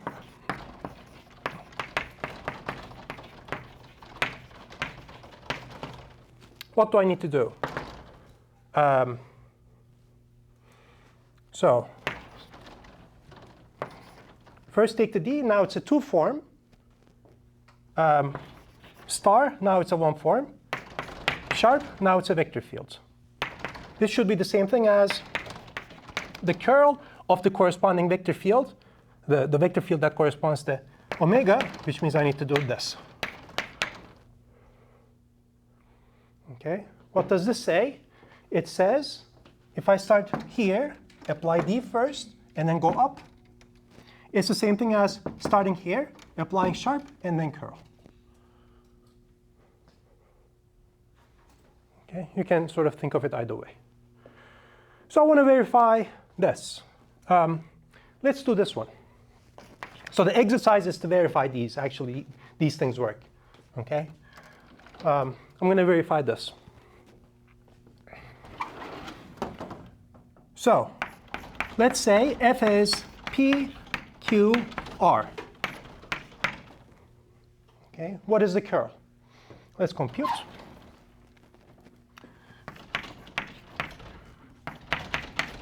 And how do you compute this? You set up this cross product.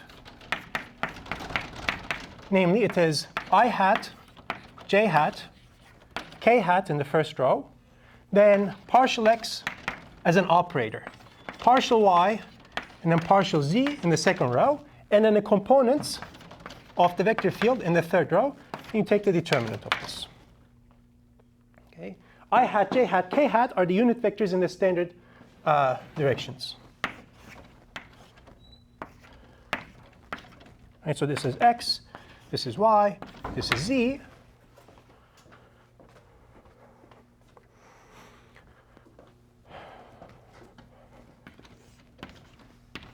This is I hat, this is j hat, this is k hat. This is just Calc 3 notation. This is not the notation that we use in this class, but okay. And so how do you compute this determinant? You set it up. Right, so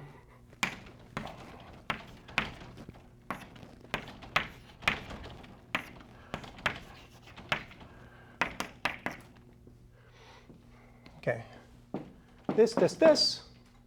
So next to I hat, I'm going to have y partial of r.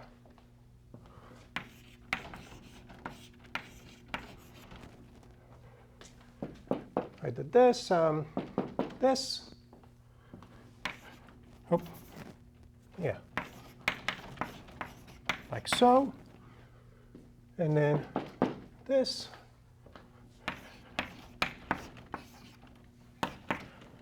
Okay. These are the plus terms. Now we have the minus terms. That gives you minus. Did this, this. Minus, what was it, with respect to x. And finally, this, that.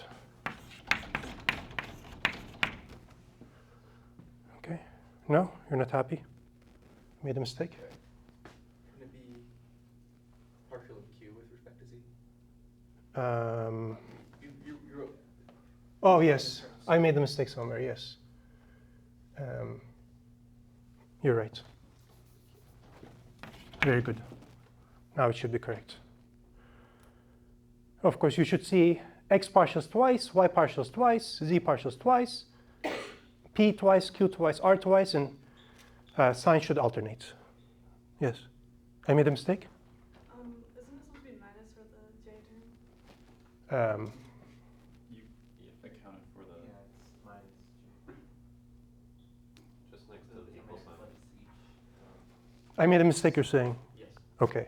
OK. It's just, next to the equal sign, the plus for the j term should be minus. I think you accounted for it though, and the, It's just because it would be. It should be negative j. Oh, you did account for it by He distributing. switched Yeah, it. yeah. Yeah. You're good. OK. We figured it out. OK. I do the triangle method. Okay. Anyway. So it doesn't matter. OK, good. We have this. So what does this mean? Of course, this is the vector field. This is the first component. This is the second component. This is the third component. So if you don't want to write this ijk, this would just be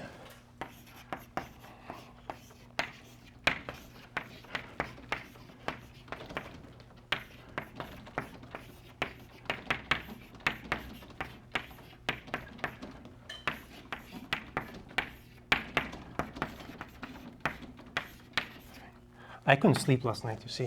So, OK, so this is the curl. So we did this. I want to do this now.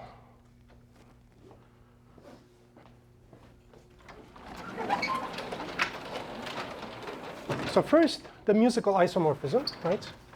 Flat. What is this?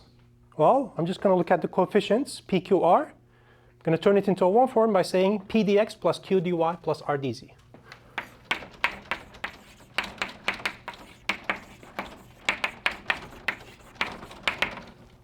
Okay. Now I'm applying d. That's the exterior derivative.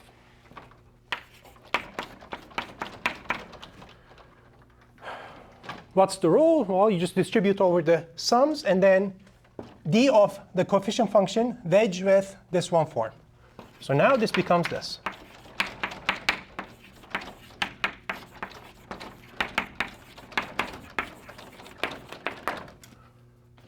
OK? So now we're going to open this up. I did this the long way, and let's now do it the sort of shorter way.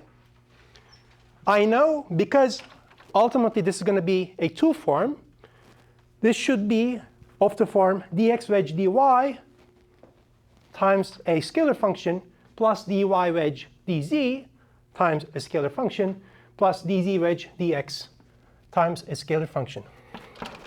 It's almost like I'm going to do the same thing. Okay.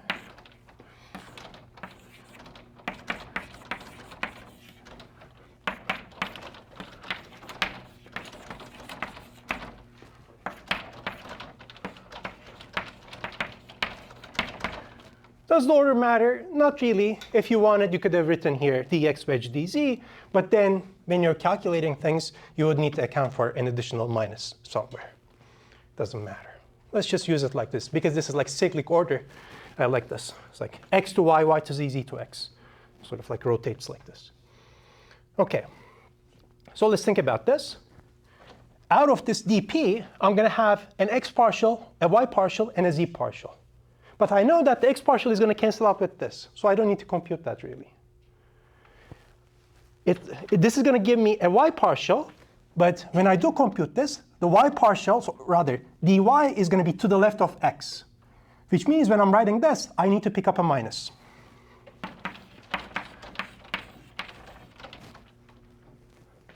OK? Again, I'm going to have a dz here, but it's in the right order. So that's with a plus. I just incorporated this two form into this expression. Now I'm going to do the same thing with this part and this part. For the second two form, because I'm going to wedge with dy, I don't need to compute the y partials. I'm going to compute the x partial and the z partial. If I were to compute the x partial, well, it's in the correct order, so I don't need to put another minus, so that's fine. Y partial is not there, but z, you see, dz dy, I need to flip the order to put it here, which means that I'm going to have a minus here.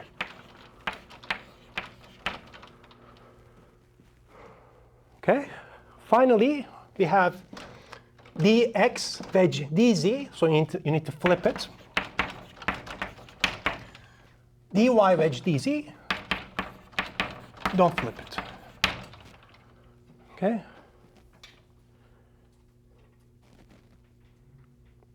It's almost like we're there, but you see, we still need some stuff to do. This star operator really sort of allows you to permute the entries. Because you say, oh, this guy, in the Calc III notation, popped up in the I hat coordinates. OK?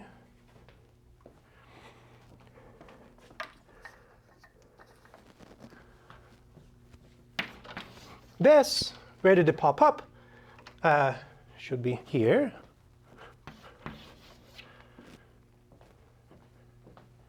This guy popped up here. OK? What does star do? Star basically allows you to make this identification. OK? So d flat b, now I need to compute the star of it.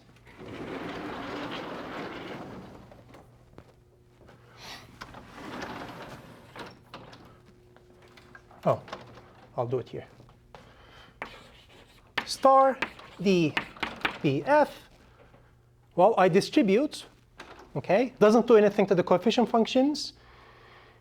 Takes basis forms and turns them into the other way around, right? So if I start with a 2 form, if I apply star to it, it's going to give me the remaining 1 form. Star of dx wedge dy is dz. So now this is going to be replaced by dz. This is going to be replaced by dx. This is going to be replaced by dy.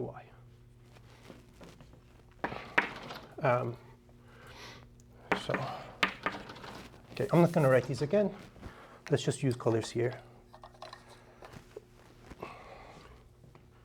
So I have this term.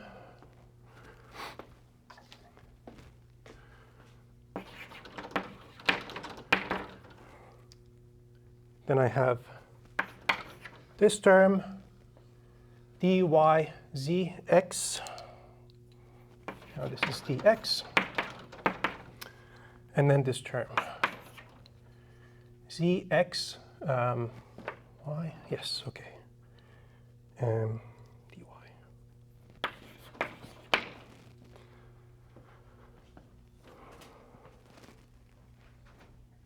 Okay. And now finally, I need to apply sharp again to turn this into a vector field.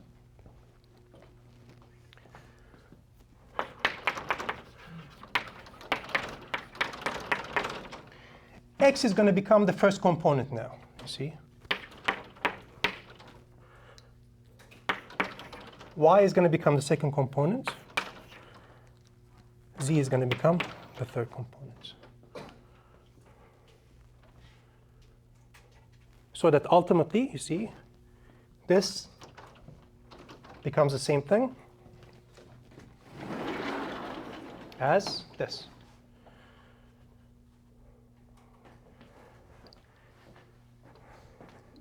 Yeah, I realize even if someone does it in front of you, it's still like there's still something unbelievable here. Okay, and that's why I recommend you to calculate these.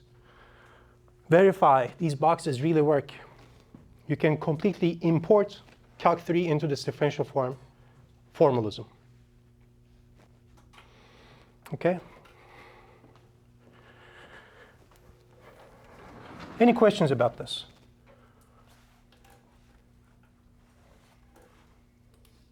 What is the benefit of doing this? Well, first of all, there is one rule, right? The rules for each of these are sort of its own thing. Exterior derivative, modulo this, isomorphisms, whatever, incorporates all three of these with one formula, one rule, or maybe two, whatever. That's one. Second, while curl uses rather suspicious operations, cross product, people tell you it's specific to 3 dimensions, or 7 actually, for deep reasons. But if you want to do math for more complicated settings, imagine you have sort of like one particle moving in 3-dimensional space. It looks like you have 3 dimensions there, but you really need 6 dimensions. You need 3 dimensions to specify the position. You need 3 dimensions additionally to specify the velocities. Okay? So if you're going to do, even a first-order ordinary differential equation to describe a 3-dimensional motion, you at least need 6 dimensions.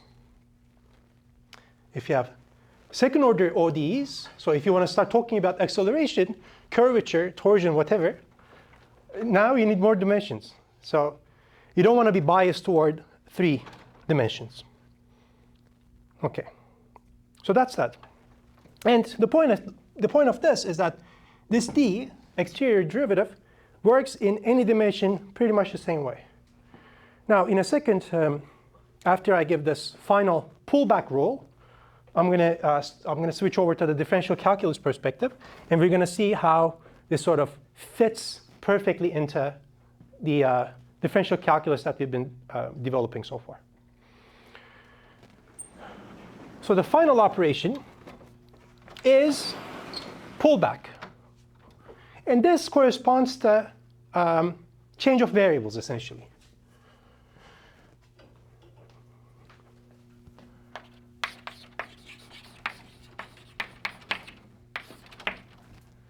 Now I'm going to have another open subset and another Rn. Let's say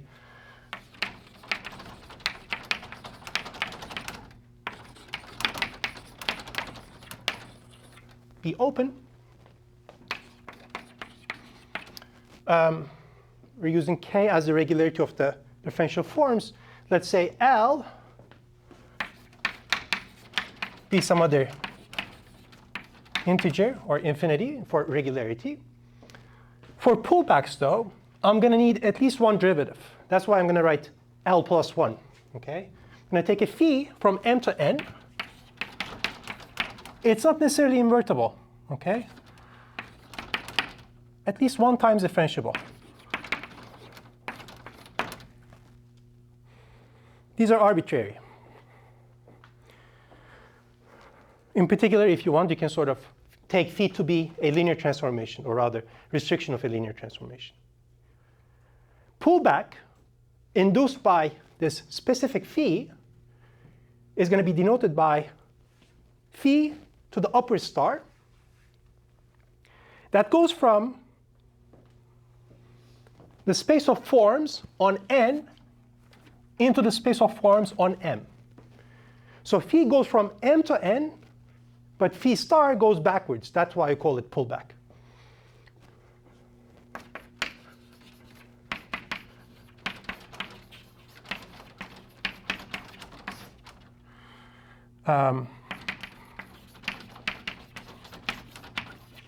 Induced by phi is a linear transformation as usual.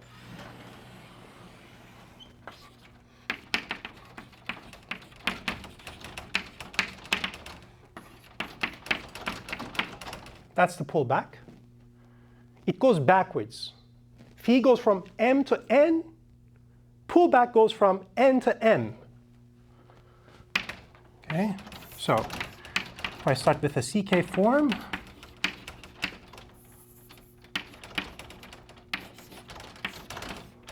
okay, from here to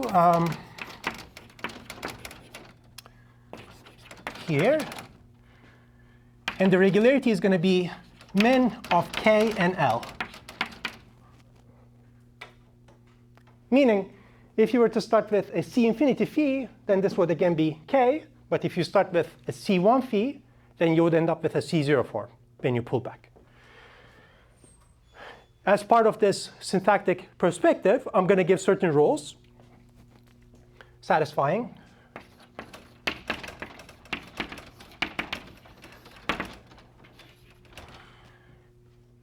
Well, what is the pattern here?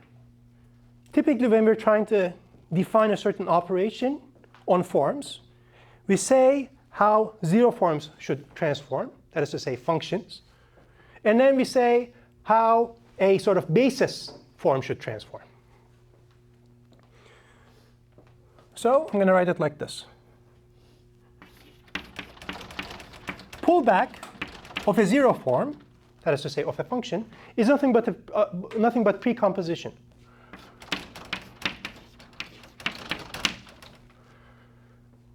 If you have a function, scalar valued function defined on n, well, you can precompose it with phi. Now you have a function defined on m.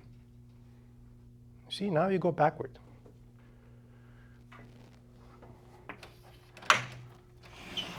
What else? If you have a function multiple of one of these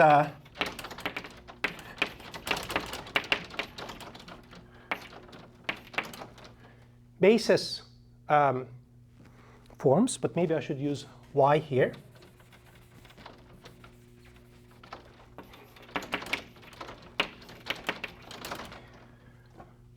So in my notation now, the coordinates of n are going to be y1, y2, whatever. Coordinates of m are going to be x1, x2, whatever. So I need to tell you what this is. Well, what you do is this. You apply pullback to the coefficient function like this. And then for each of these one forms, you replace the corresponding component of phi. OK? So write it here.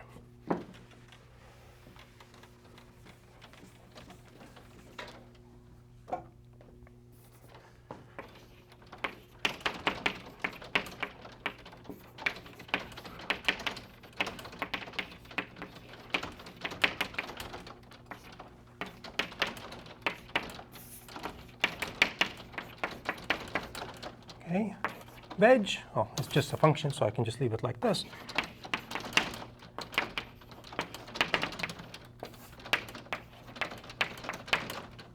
IP. Okay, just to reiterate, what does this mean?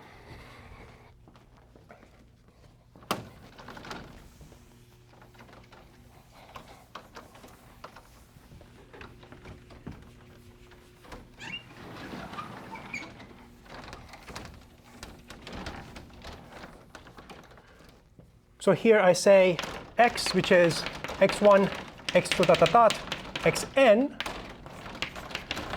is a point in M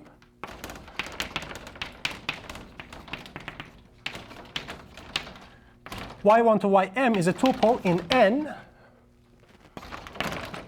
and phi goes from here to there, which means this is of the form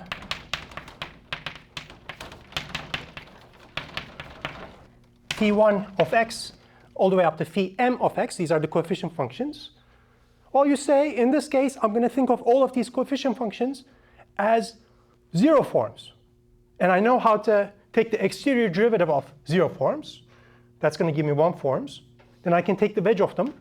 Whatever that means, okay, whatever your phi is, you're going to compute these of the coefficient functions, or rather the component functions, open them up using the basis forms, bubble sort everything. Whatever this gives you, that's how you get to pullback. The nice thing about this is, it turns out, once you define it like this, pullbacks commute with exterior derivative, and they distribute over wedges. I'm going to leave that to you as an exercise.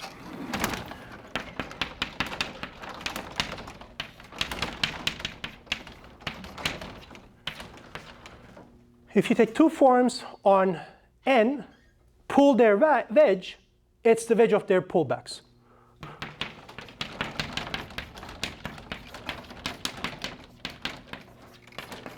That's one.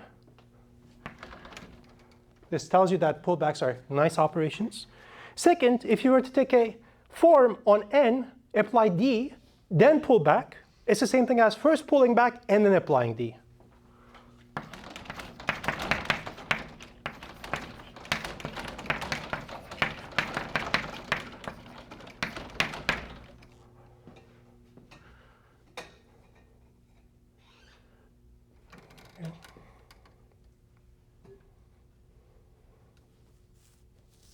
So, at least from a syntactic point of view, it's rather nice. Do I want to say one thing? Well, I'll say one more thing. If I had yet another function, let's say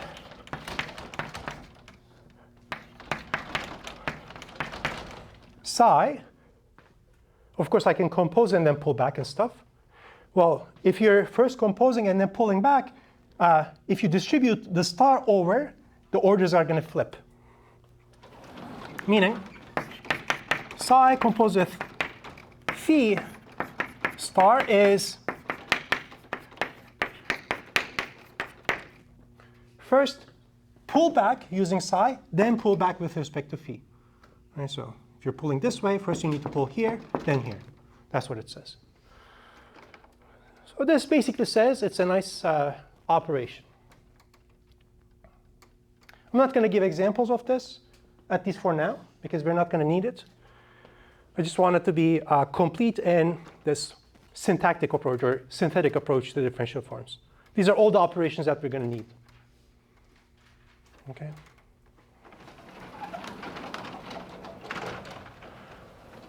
So all of these definitions are so that things like, change of variables, whatever, all of these rules somehow, and even the fundamental theorem of calculus, you should think at this point, are somehow baked into this formalism. Everything becomes automatic here, we're going to see.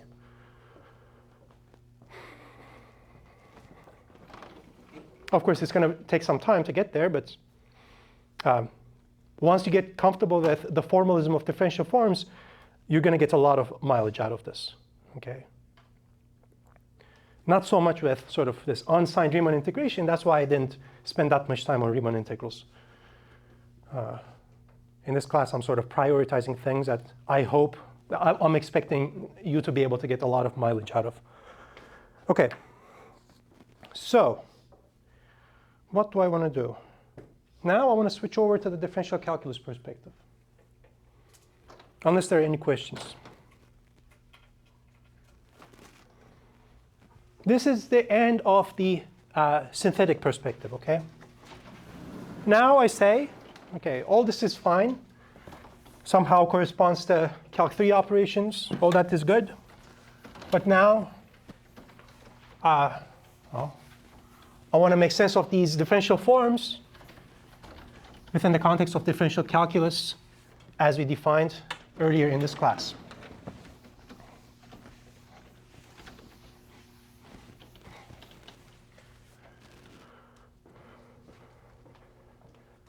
What I'm going to do is I'm going to define formally, rigorously, what a differential form is supposed to be. I'm going to define exterior derivative on zero forms. I actually defined this before, but I'm going to reiterate. I'm not going to define exterior derivative for one forms in the abstract setting for now. I'm going to postpone that. We're going to learn how to handle differential one forms and differential zero forms, make sense of them, establish some sort of a fundamental theorem of calculus, and then sort of go to higher degree forms.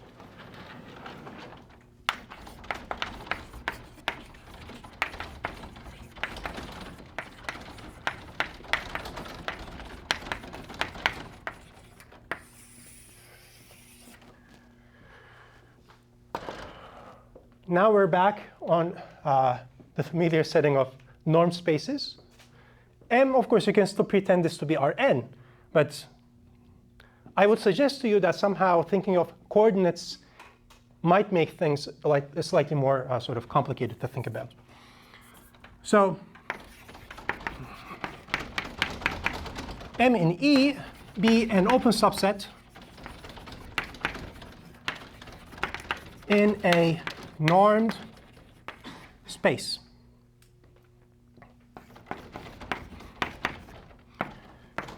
K, an integer, non-negative integer or infinity. What else do I need? P, a non-negative integer. OK. A differential zero form, well, it's always going to be a scalar function. So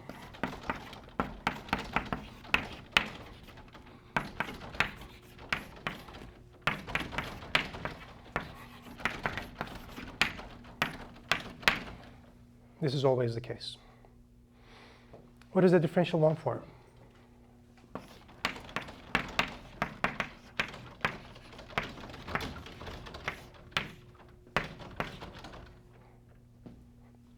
A differential one form of regularity ck is a ck function defined on M, taking values in the space of bounded linear functions on E, taking values in R.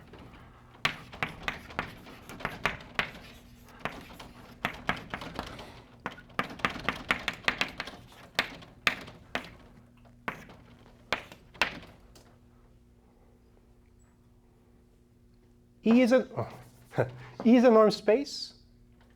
Space of bounded linears between two norm spaces itself is a norm space under operator norm. This is a norm space. I can talk about what it means for a function defined on an open subset, taking values in some other open subset to be ck. You import all of differential calculus that we discussed here. Okay. What is a differential 2 form, 3 form? Now things get a little bit more complicated. Instead of saying bounded linear, you say bounded multilinear.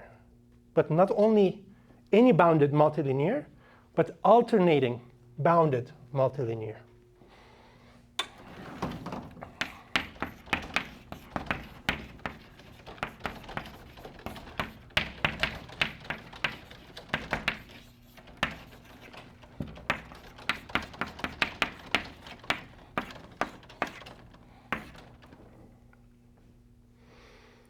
This is a, in fact, closed subset, closed vector subspace of the space of all bounded p-linear transformations from E to R. Okay, so this in and of itself is a norm space. I can still talk about what it means for a function to be from M to this thing. I can ask it to be CK. Okay. Let's not worry about this for now. It takes a while to sort of come to terms with this. A CK form is a combination. Oh, this should be 0, of course. A CK form is a finite sum of these forms. I'm not going to write that.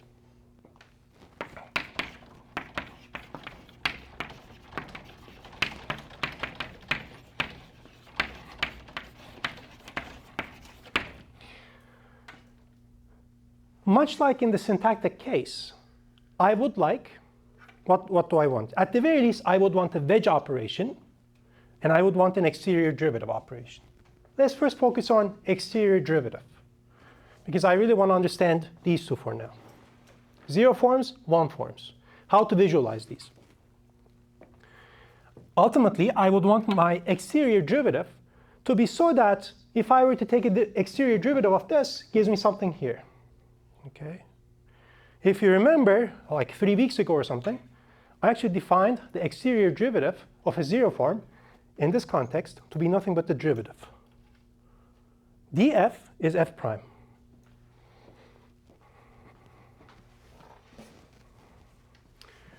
Note, there's going to be a d operation from one forms to 2 forms, but that's not going to be f double prime. That's why I'm not defining it right for now. It's more complicated. It's related, but it's more complicated.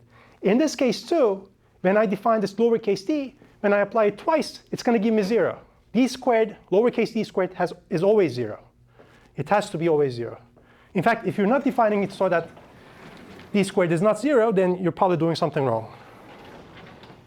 Okay, so I'll do it here.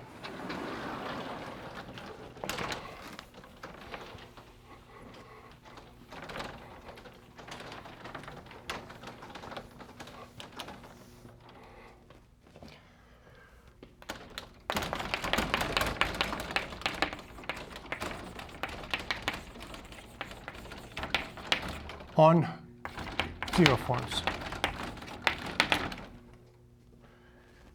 Lowercase d, I need at least one derivative, as before.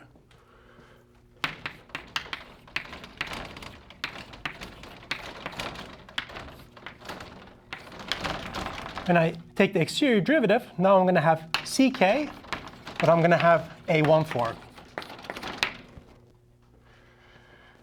A 0 form is a function. Its d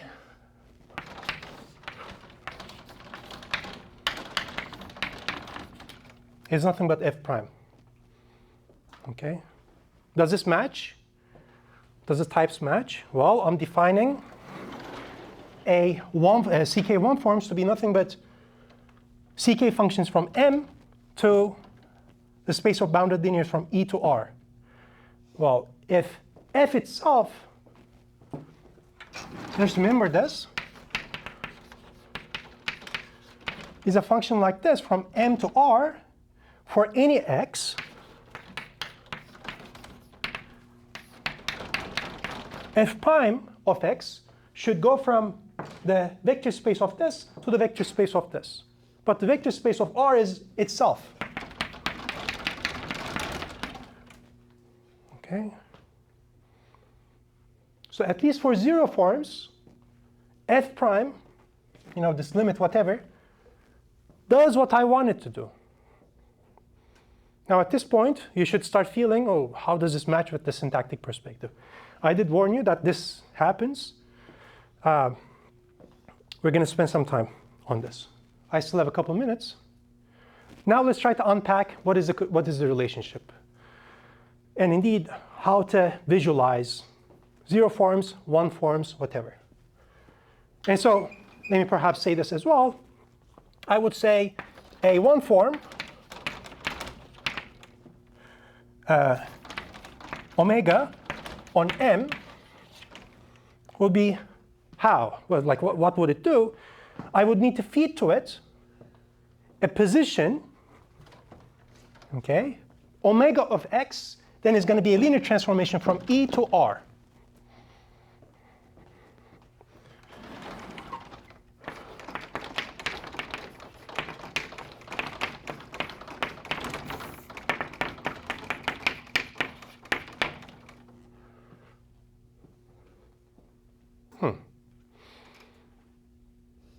Okay. So here's an example.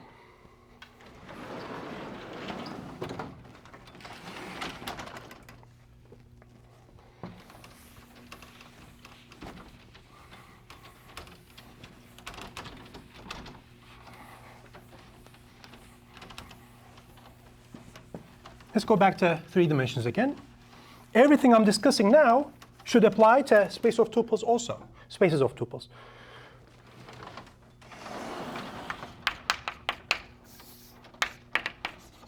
Let's say M is all of R3. Okay.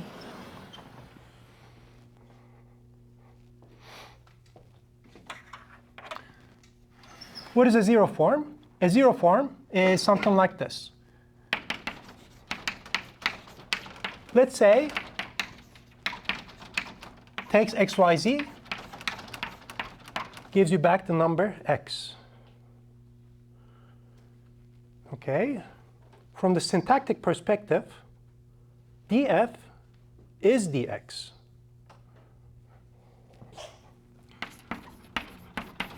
So synthetic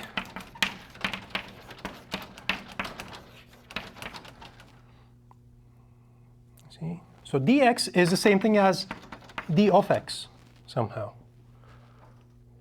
Doesn't matter how you interpret. This is why this formalism, this synthetic approach is very useful. It doesn't matter how you parse it, it still makes sense, and it still makes the same sense.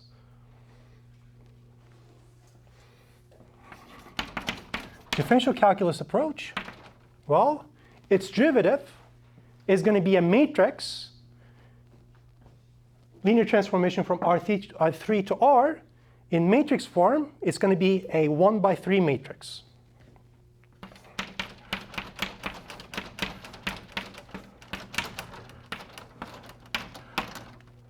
Okay. X partial, Y partial, Z partial. What we wrote as dx from the synthetic perspective is literally the same thing as this linear transformation. This is very bizarre, okay? But this is the starting point of visualizing differential forms. So the point is, how do I visualize a row vector in R3? That's going to be the problem. Okay? I think that's a good place to stop.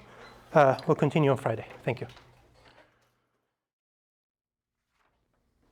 Okay, let's start. Good morning. Today I'm going to take attendance. So we were focusing. So we had discussed all that syntactic stuff about differential forms, and then we switched over to the differential calculus approach, really defining what forms are using differential calculus. These are rigorous definitions.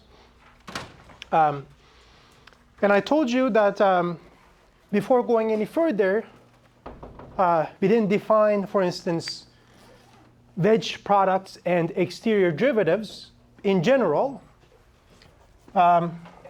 So far, all I said is that differential zero forms of regularity C, k plus 1.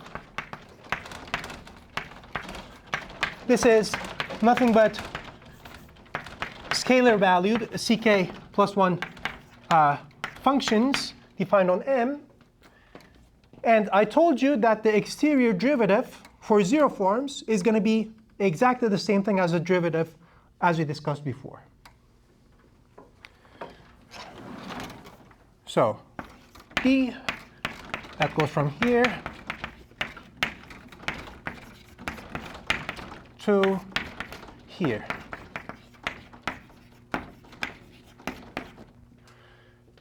And I feed to it a function, a zero form. df is f prime, which is the same thing as capital df. So we defined lowercase t to be uppercase t. And uppercase t is defined for, at least initially, well, it's defined for higher order forms as well, which we're going to use later. But uppercase t is defined as we discussed before, using this limit. And that's all I want to say for now. So we're going to extend this notion of exterior derivative to higher degree terms, higher degree forms. And this is going to be completely compatible with the syntactic approach that we've developed. I'm pausing that for now because the formulas in this differential calculus perspective, they get a little bit uglier, harder to handle as far as I'm concerned. And again, there's a wedge product for differential forms in this differential calculus setting. Again, I'm pausing that for now because as far as I'm concerned, really the understanding is, I think you should be focusing on understanding zero forms and one forms and how exterior derivative is supposed to work. Once you understand that, it becomes relatively easier, in my opinion, to make sense of higher degree terms, wedge products, exterior derivatives, and all that. So most of today, if not all of today, we're going to spend our time to figuring out how to visualize a one form, if time permits, what it means for a one form to be exact. That is to say, what it means for a one form to be of the form df for some zero form.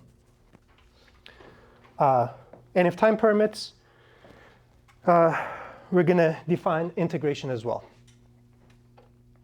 Now, when I was first learning this stuff,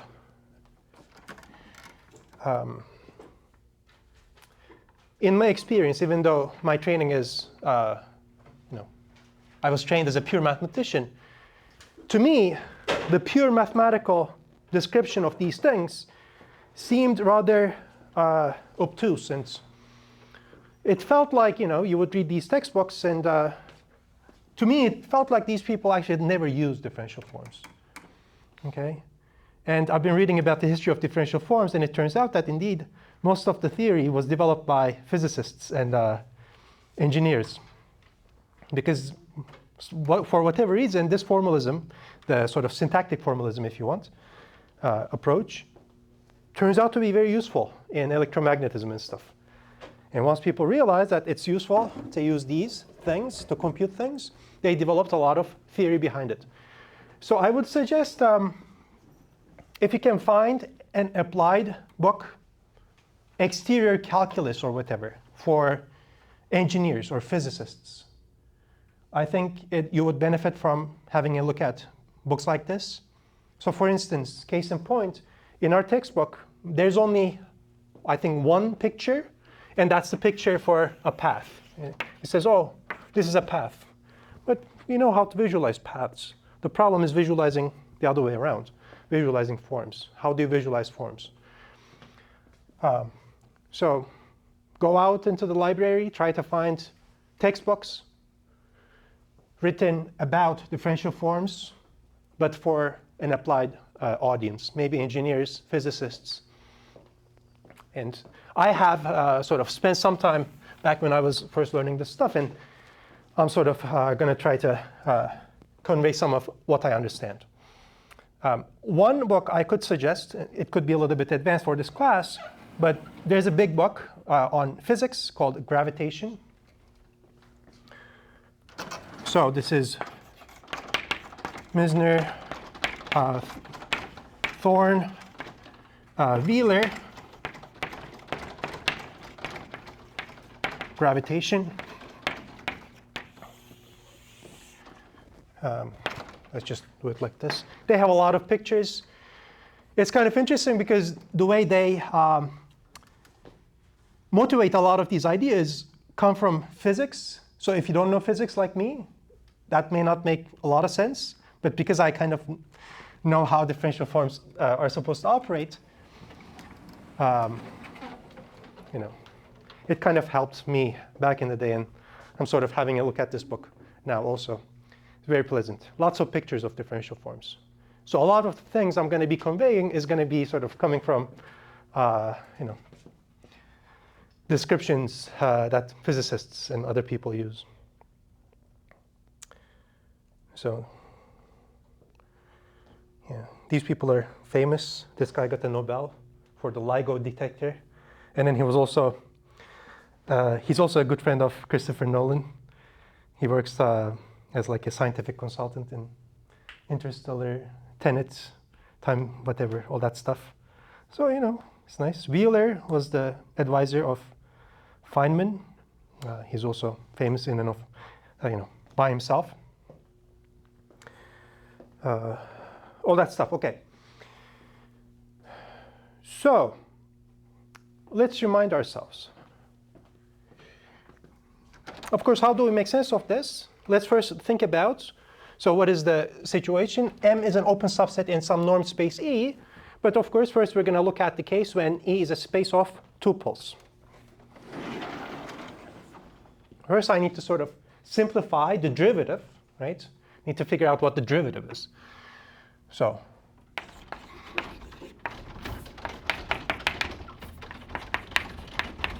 if E is Rn, then what is f prime, right? F prime is supposed to be, so let's do it like this. In M, f prime of x, the derivative, is supposed to be a linear transformation from here to the output space.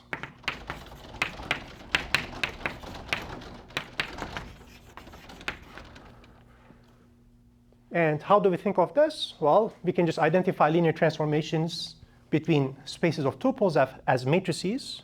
So now I can think of f prime of x as a 1 by n matrix where each entry is one partial. Okay, we've been using this for a very long time. Just to reiterate that this is supposed to be a row vector, I'm going to write the column, but I'm going to take the transpose.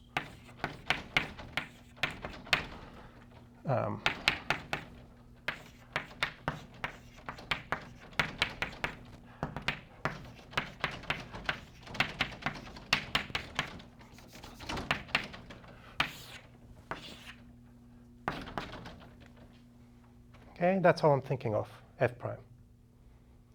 Well, the point of a differential one form is that, okay, let's put it this way. Things that you can write this way are special differential one forms. These are exact differential one forms. They are the d of something else. For a general differential one form, what you say is, I want something like this, but I don't know if these entries come from one single function. Okay?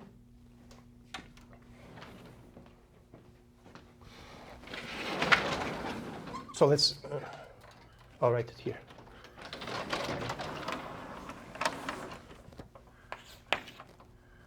So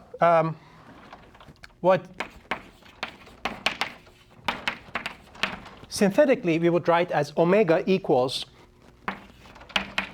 let's write it like so.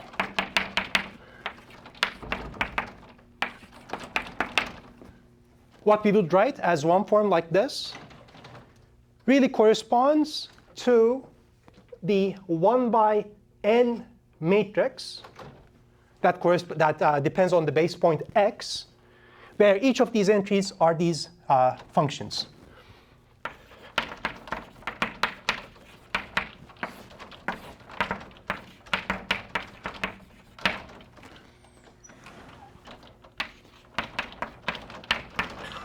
Okay.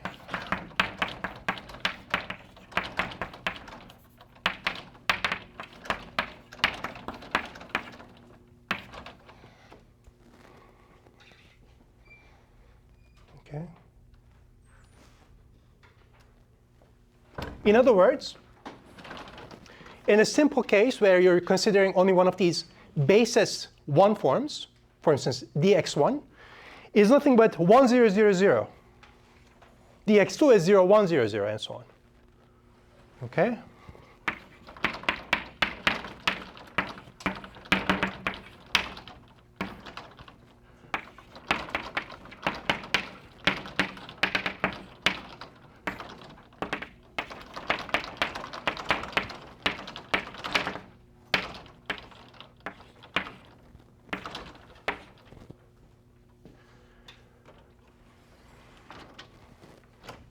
Now, what is the difference between something like this and something like this? Well, a differential 1 form is a row matrix, but it could depend on the position that you're looking at it. Whereas these basis 1 forms, they are independent on the position. They always give you this. Okay. And really, this is why looking at the case when E is equal to Rn is useful. Because in this case, we get to say, well, any 1 form is a function multiple, how to say, functional linear combination of these standard forms. In the general case, we don't have these specialized 1 forms defined. So you don't really get to write omega as this for an arbitrary norm space E. Okay? But the ideas work just as well. Any questions so far? Now, I told you I'm not going to use this semi-global or global perspective. One thing I want to say is that perhaps in this case, it might be somewhat useful to figure out, to sort of come up with a method of visualizing differential 1 forms, that omega of x, that is to say, if you were to feed a position x to a form, it's not going to be a bounded linear on E, that is the ambient position space, but this E really is the tangent vectors at x. Okay? So let's write it here.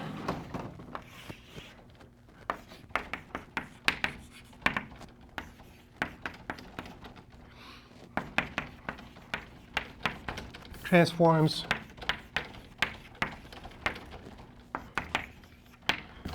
the tangent, let's say the velocity vectors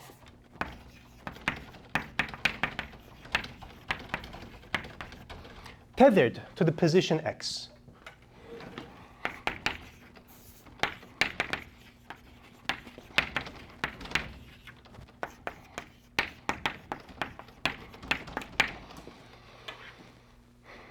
The local formalism that we've been using so far doesn't really allow you to make this distinction. It just says use this norm space, whatever. But that norm space really should be the velocities at this specific position x that you chose.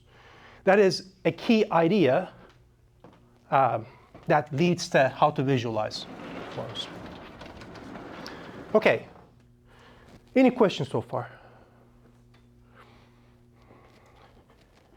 So we have, I think, 5 classes remaining, counting this class and not counting the last class, where we're going to do a review in week 15. And I told you that I want to take my time developing some intuition so that you guys have some idea as to how these are actually useful things, instead of sort of going ahead with proving things. OK. So now I want to think about how to visualize these forms. Okay? Let's look at the case when n equals 2, not even 3. Okay? Now I'm going to look at a bunch of examples.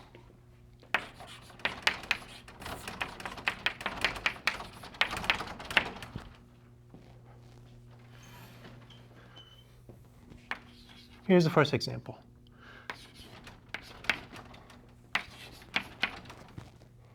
Okay? omega equals dx. This is the synthetic perspective. I want to visualize this one form. To be clear, let's write it as well. This is a C infinity differential one form on M. Based on our understanding here, from the perspective of differential calculus, this is nothing but the row vector, row matrix, 1, 0. Meaning, for any position,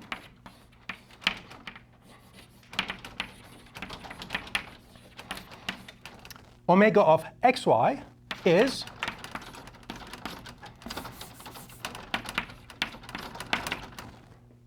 one, 0. Okay, I just did the same thing that I did over here. So the point is to understand, to visualize this vector. And here's the problem, okay? While you could go ahead and say, well, it's a vector, I don't care about the transpose, I'm just going to think of it like this. It's this guy. While in a sense this is still meaningful, of course, the problem with this is that it doesn't quite generalize to higher degree forms. So somehow I want to come up with a method of visualization that's going to sort of visually represent wedge products as well eventually. We're not going to discuss wedge products today, but ultimately I want a visualization method that fits, that allows me to visualize any form whatsoever eventually. So we're not going to do this. We're going to do something like this, in fact. Now, in this case, again, this doesn't depend on the position, xy. But even though that is the case, to visualize, just so that I can visualize it properly, I'm going to fix specific positions. I'm going to fix xy, let's say, to be 0, 0, the origin. Okay.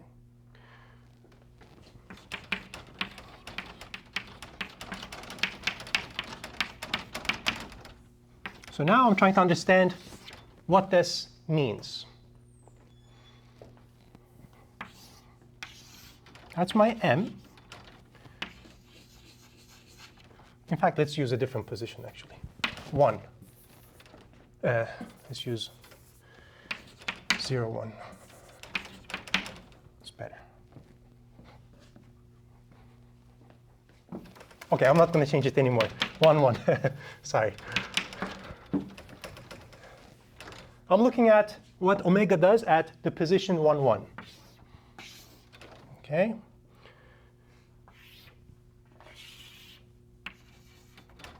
This is M. This is a space of positions. 1, 1.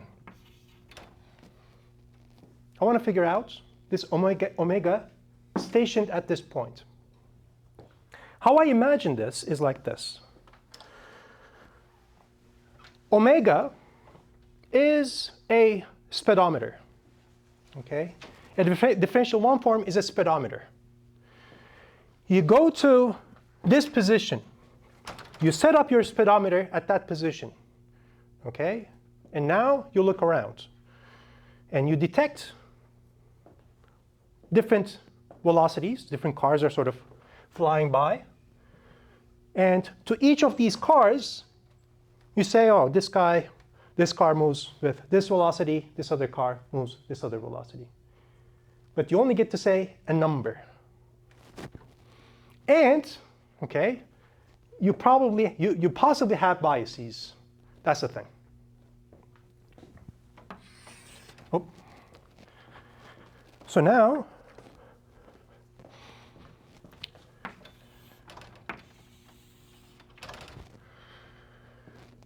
I look at, for instance, the following.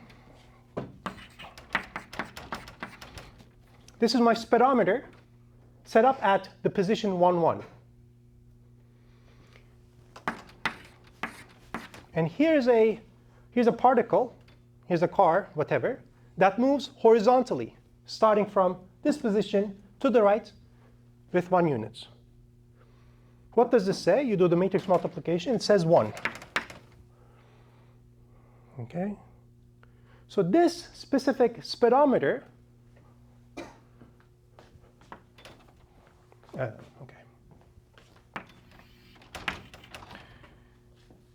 detects the velocity, or rather the speed, let's say, it's better perhaps, the speed of this vector to be 1.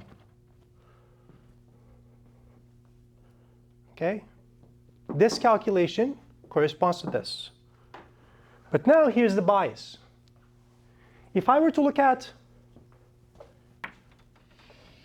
this guy, now it's the vector 1, 1. What is this?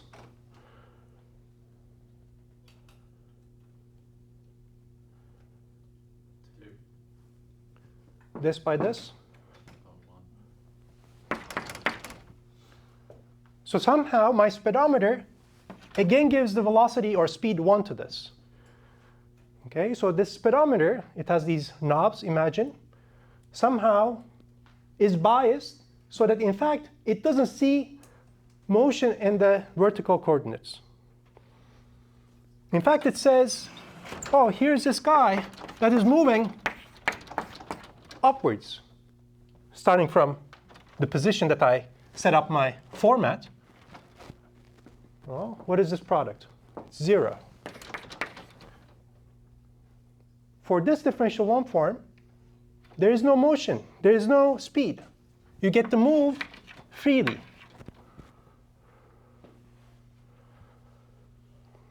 Does this make sense so far?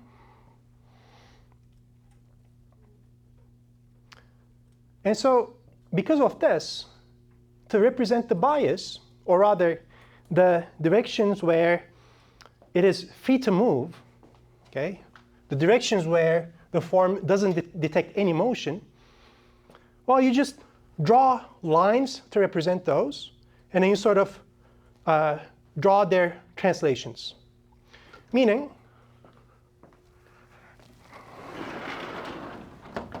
oh, maybe I'll do it here.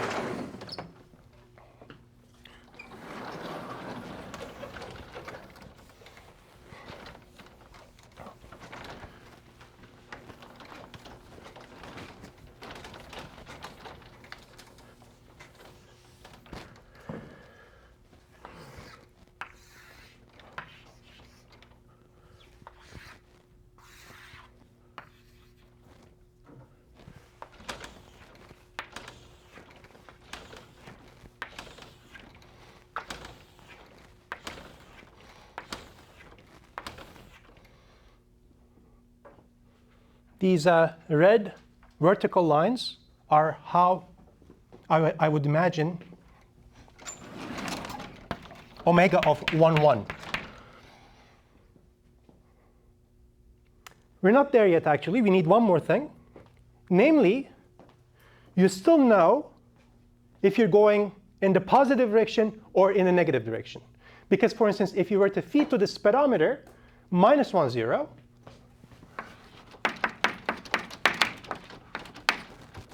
what is this? Okay. So it knows which direction is the future, if you want. So I would also add yet another vector to distinguish that I position my speedometer that way.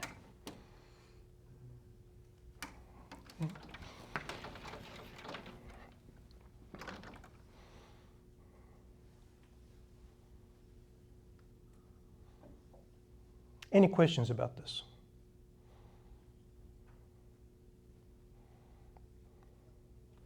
This is very important, okay? As you know, things get more complicated, you're going to need to have some sense as to how to think about things heuristically, and this is important. Now, perhaps this, yeah, go ahead. I don't know. So I don't know if you know a bunch of physics. This seems similar to like looking at work done by a vector field, where you only care about. In a sense, yes. Yes. Yes. Now, you could say that then, you know, all this is fine, and in the end, perhaps the best way to think about it, or one way to somewhat achieve this picture, would be to say, well, look at the vector that corresponds to the form. Think of it as the normal vector of something. Okay, what is this 1, 0 the normal vector of? Well, it's the normal vector for the vertical line. Okay, you can think of it that way as well. And at least for Rn, it wouldn't be misleading. But in the general case, that actually means that you're using a notion of perpendicularity. But differential forms are much simpler objects than that. For Hodge star, you need perpendicularity, but not for differential forms. Not for wedge products, and not for exterior derivatives. Any questions about this first example? Now, what would happen if I were to set up the same differential form at a different position? Well, I'm going to see the same thing, of course, because it doesn't depend on the base point. And so if I were to set it up at, let's say, 2, 0,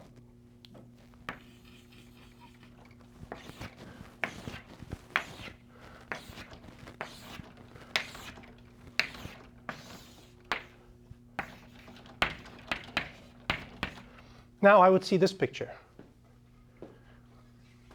Okay. What you should remember is that this guy is a speedometer set up at this point. So when you're trying to figure out how it should, what numbers it should associate to vectors, you should tether your vectors to this point, meaning not to this point. It's not going to give you the right thing. Okay.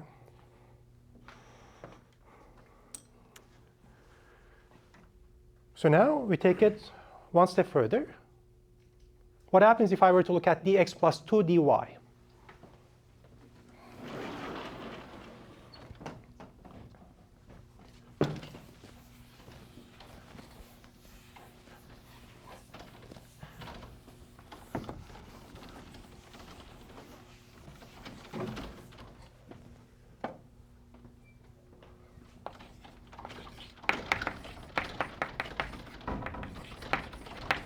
Again, this is a C infinity differential 1 form. And really, more rigorously, this really means for any x and y, this is the row vector 1, 2. OK? So now I need to understand this. But I'm going to do the same idea, basically. I'm going to use the same idea. Let's say, again, I'm looking at 1, 0. That's my position. I'm setting up my speedometer at that point. This is 1, 2 transpose. I'm trying to understand this row matrix, trying to visualize it. Again, I'm going to visualize it as translates of lines. But now you see the lines are not going to be quite horizontal or vertical. Set it up here.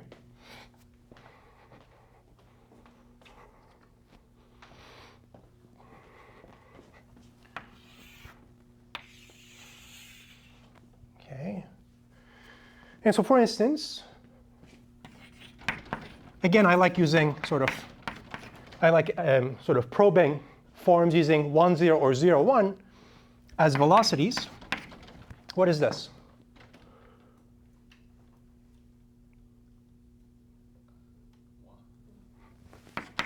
Right. When you just multiply this by this, it just picks up the first entry. And so if you're moving, I'll use a different color this time.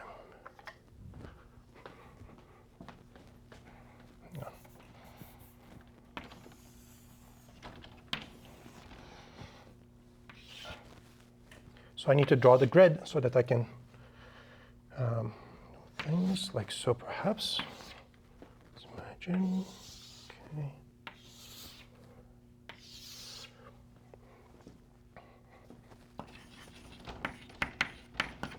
This was the 0, 0 position.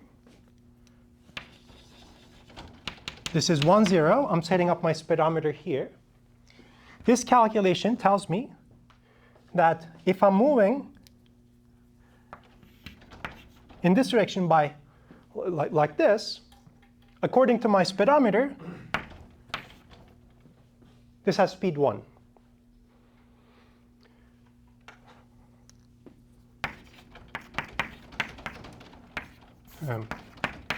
What is this?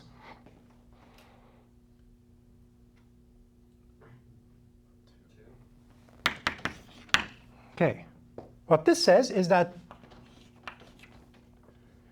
if you feed to it this vertical vector of unit 1, well, my speedometer is biased, tells you your speed is 2.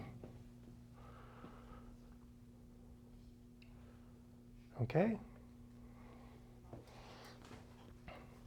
And any other vector, once you have what, once you know what omega 1, 0 does to 1, 0 and 0, 1, because omega of 1, 0 is supposed to be a linear transformation, you can say any vector tethered at this position is a linear combination of a horizontal vector and a vertical vector. I'm just going to apply those things and add the corresponding measurements. Okay. Well, if that is the case, going perhaps back to the previous example, what I could say is, well, in which direction do I expect, do I detect no motion whatsoever? For which vectors does omega give me 0?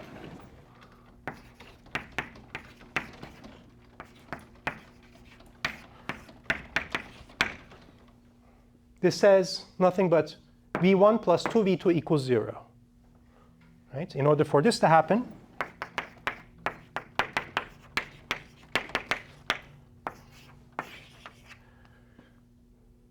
okay, so I'm going to draw this line. It's going to pass through the position I set up my differential 1 format. And then I'm going to look at its translations. And that's going to be how I visualize this specific form at this point. Okay. Now, how does this look like? Remember, I'm thinking this is sort of the origin, because I'm looking at this position. And so if v1 is 1, or maybe we should say it like this. If v2 is 1, then v1 has to be minus 2.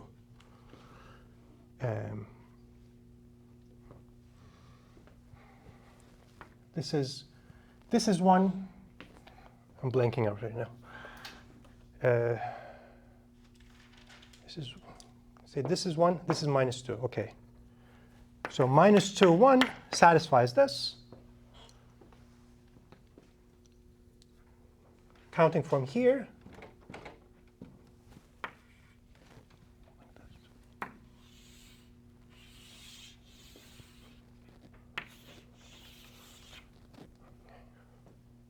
Like so. So I'm going to think of translates of this.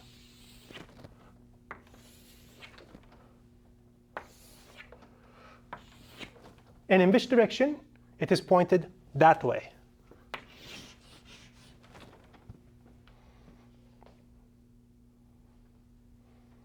This is, the red stuff is omega of 1, 0.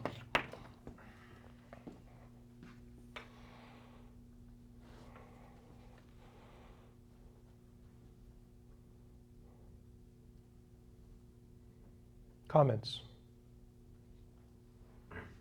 Stepping back a bit, but I Yeah. don't get why it's biased. Like, can you just explain that one more time? Well, I mean, it's biased in the sense that depending on what the formula is, even though you're actually feeding to it vectors of the same magnitude, it detects different speeds. That's what I mean by biased. Okay. I mean, bias perhaps maybe is misleading, but like go on YouTube and try to see how speedometers, actual speedometers, are supposed to be operated. You get very close to the the road, and you have to get very close. And it's like sort of like pointed that way, and so on. So if you're far away, it still detects something, but it doesn't detect the speed in the direction you're trying to detect it. It detects something else. It's biased in that sense. Or in other words, like if you're sort of trying to detect the speed of a car, well, you can just like keep sort of flinging it around. It's still going to give you something.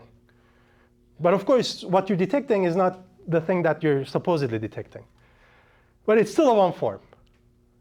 Okay? Yeah. Any questions or comments? Yes? Do you mean that like the pink lines are omega 1, 0? That's my visualization of it. Meaning, I set up my one form at this specific point. It's a speedometer. What this says is that it is biased so that if a vector is moving along this direction, it doesn't see anything. It says, oh, this guy is not moving at all. It's blind. It's blind in this direction. What I'm saying is that this is the kernel of the linear transformation omega 1, 0. It's the null space. So it's like if you're pointing the speedometer in the same direction. Yeah. Imagine it's like if you were to point the speedometer, if the road is this way, if you're pointing it that way, it's not going to detect anything.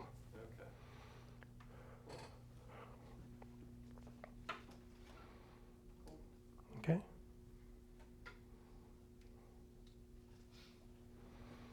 Or, if I were to feed to this, for instance, okay, let's do one more example.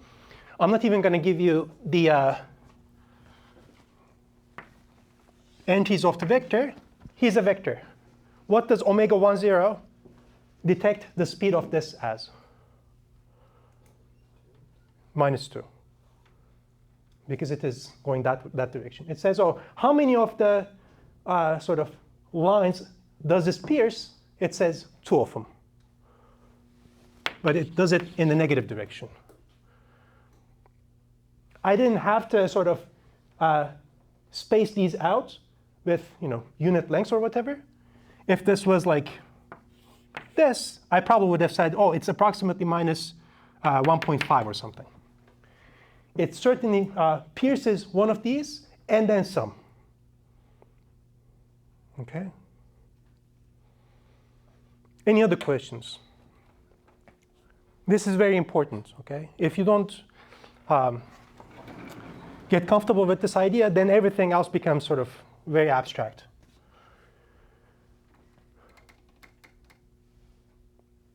Okay. Let's think about one more thing, perhaps, before switching over to more general forms. If I had 3 dimensions, if E and M are 3, then this would be a 3-dimensional space. Instead of looking at translates of lines, I would look at translates of planes. Okay? Vectors are, again, 1-dimensional. But because of that, what you're not going to see is going to be 3 minus 1-dimensional, in this case 2. If you were in Rn, these lines would be replaced by n minus 1-dimensional subspaces. Okay. Now here is where things get a little bit more complicated. Let's look at a one form that depends on the point, on the base point. Let's do it here.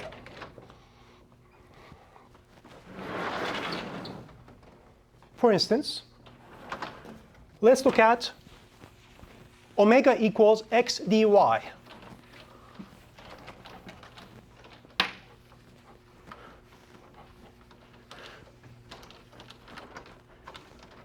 For the examples that we looked at so far, the position didn't matter. But for this new example, the position is going to matter.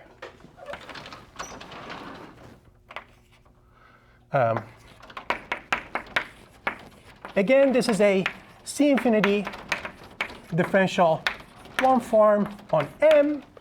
And in terms of differential calculus,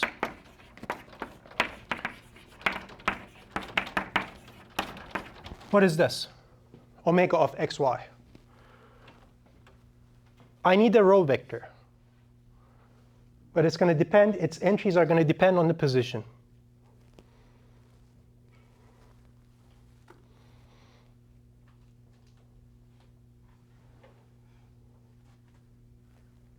I think like row vector is 0x.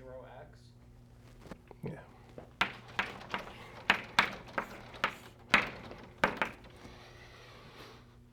Why? There is no dx. That means that this form doesn't see any motion in the x direction. And correspondingly, this entry is 0.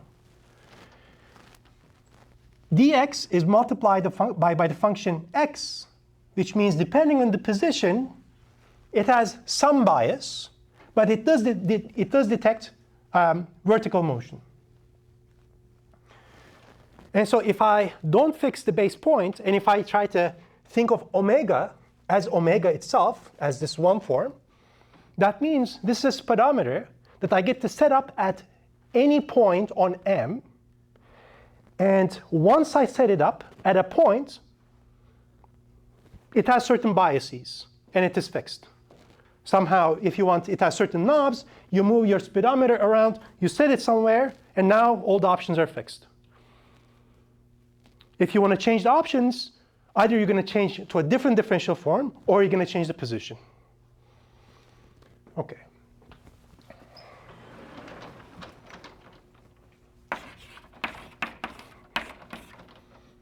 Omega at 0, 0.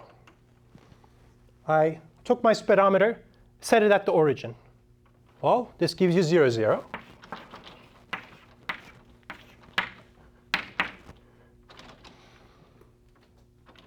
From the perspective of this guy, then, there is no motion whatsoever. Doesn't detect anything. OK? You could say perhaps, oh, this is faulty, whatever. But you know, faulty stuff are stuff in math.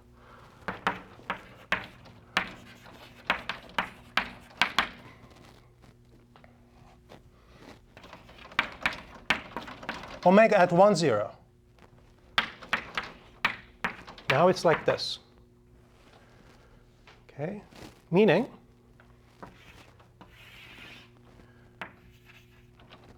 if I set my speedometer at 1, 0, it basically acts as dy. Right? If I were to plug in x equals 1, it acts like dy. How does dy look like? Well, dy doesn't see any horizontal motion, which means it looks like this.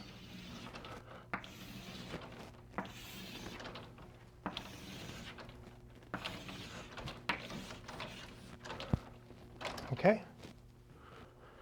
It's set up at 1, 0. Looks like this.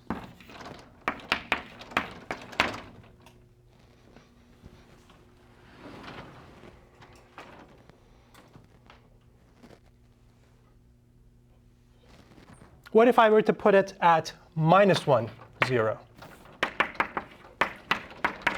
Now, based on the formula, this is 0, -1 transpose. OK? Now, it almost looks the same as this, but it's pointed in that direction this time. So you flipped it around, and instead of looking at the speed this way, looks at the speed that way, but at a different position too. So -1, 0. This is going to be minus dy. OK? Doesn't detect any motion horizontally, and it's pointed in this direction.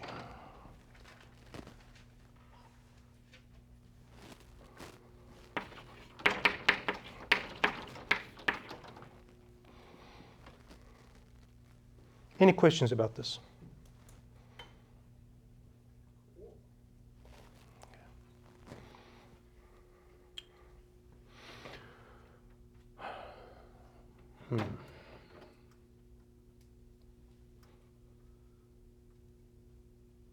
OK. Should we do one more? Oh, maybe there's not enough time. So I'll give you this example, this exercise then. We're going to discuss this on Monday as well. Now this is how you would visualize a differential one form, a general differential one form. Okay. The question now is, how do you visualize a differential one form being exact?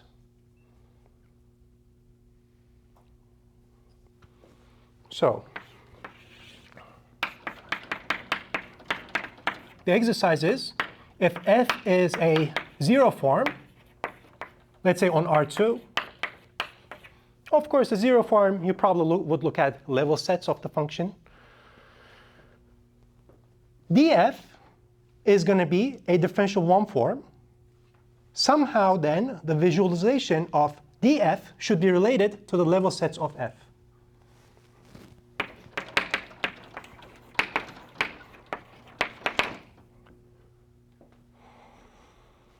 Okay.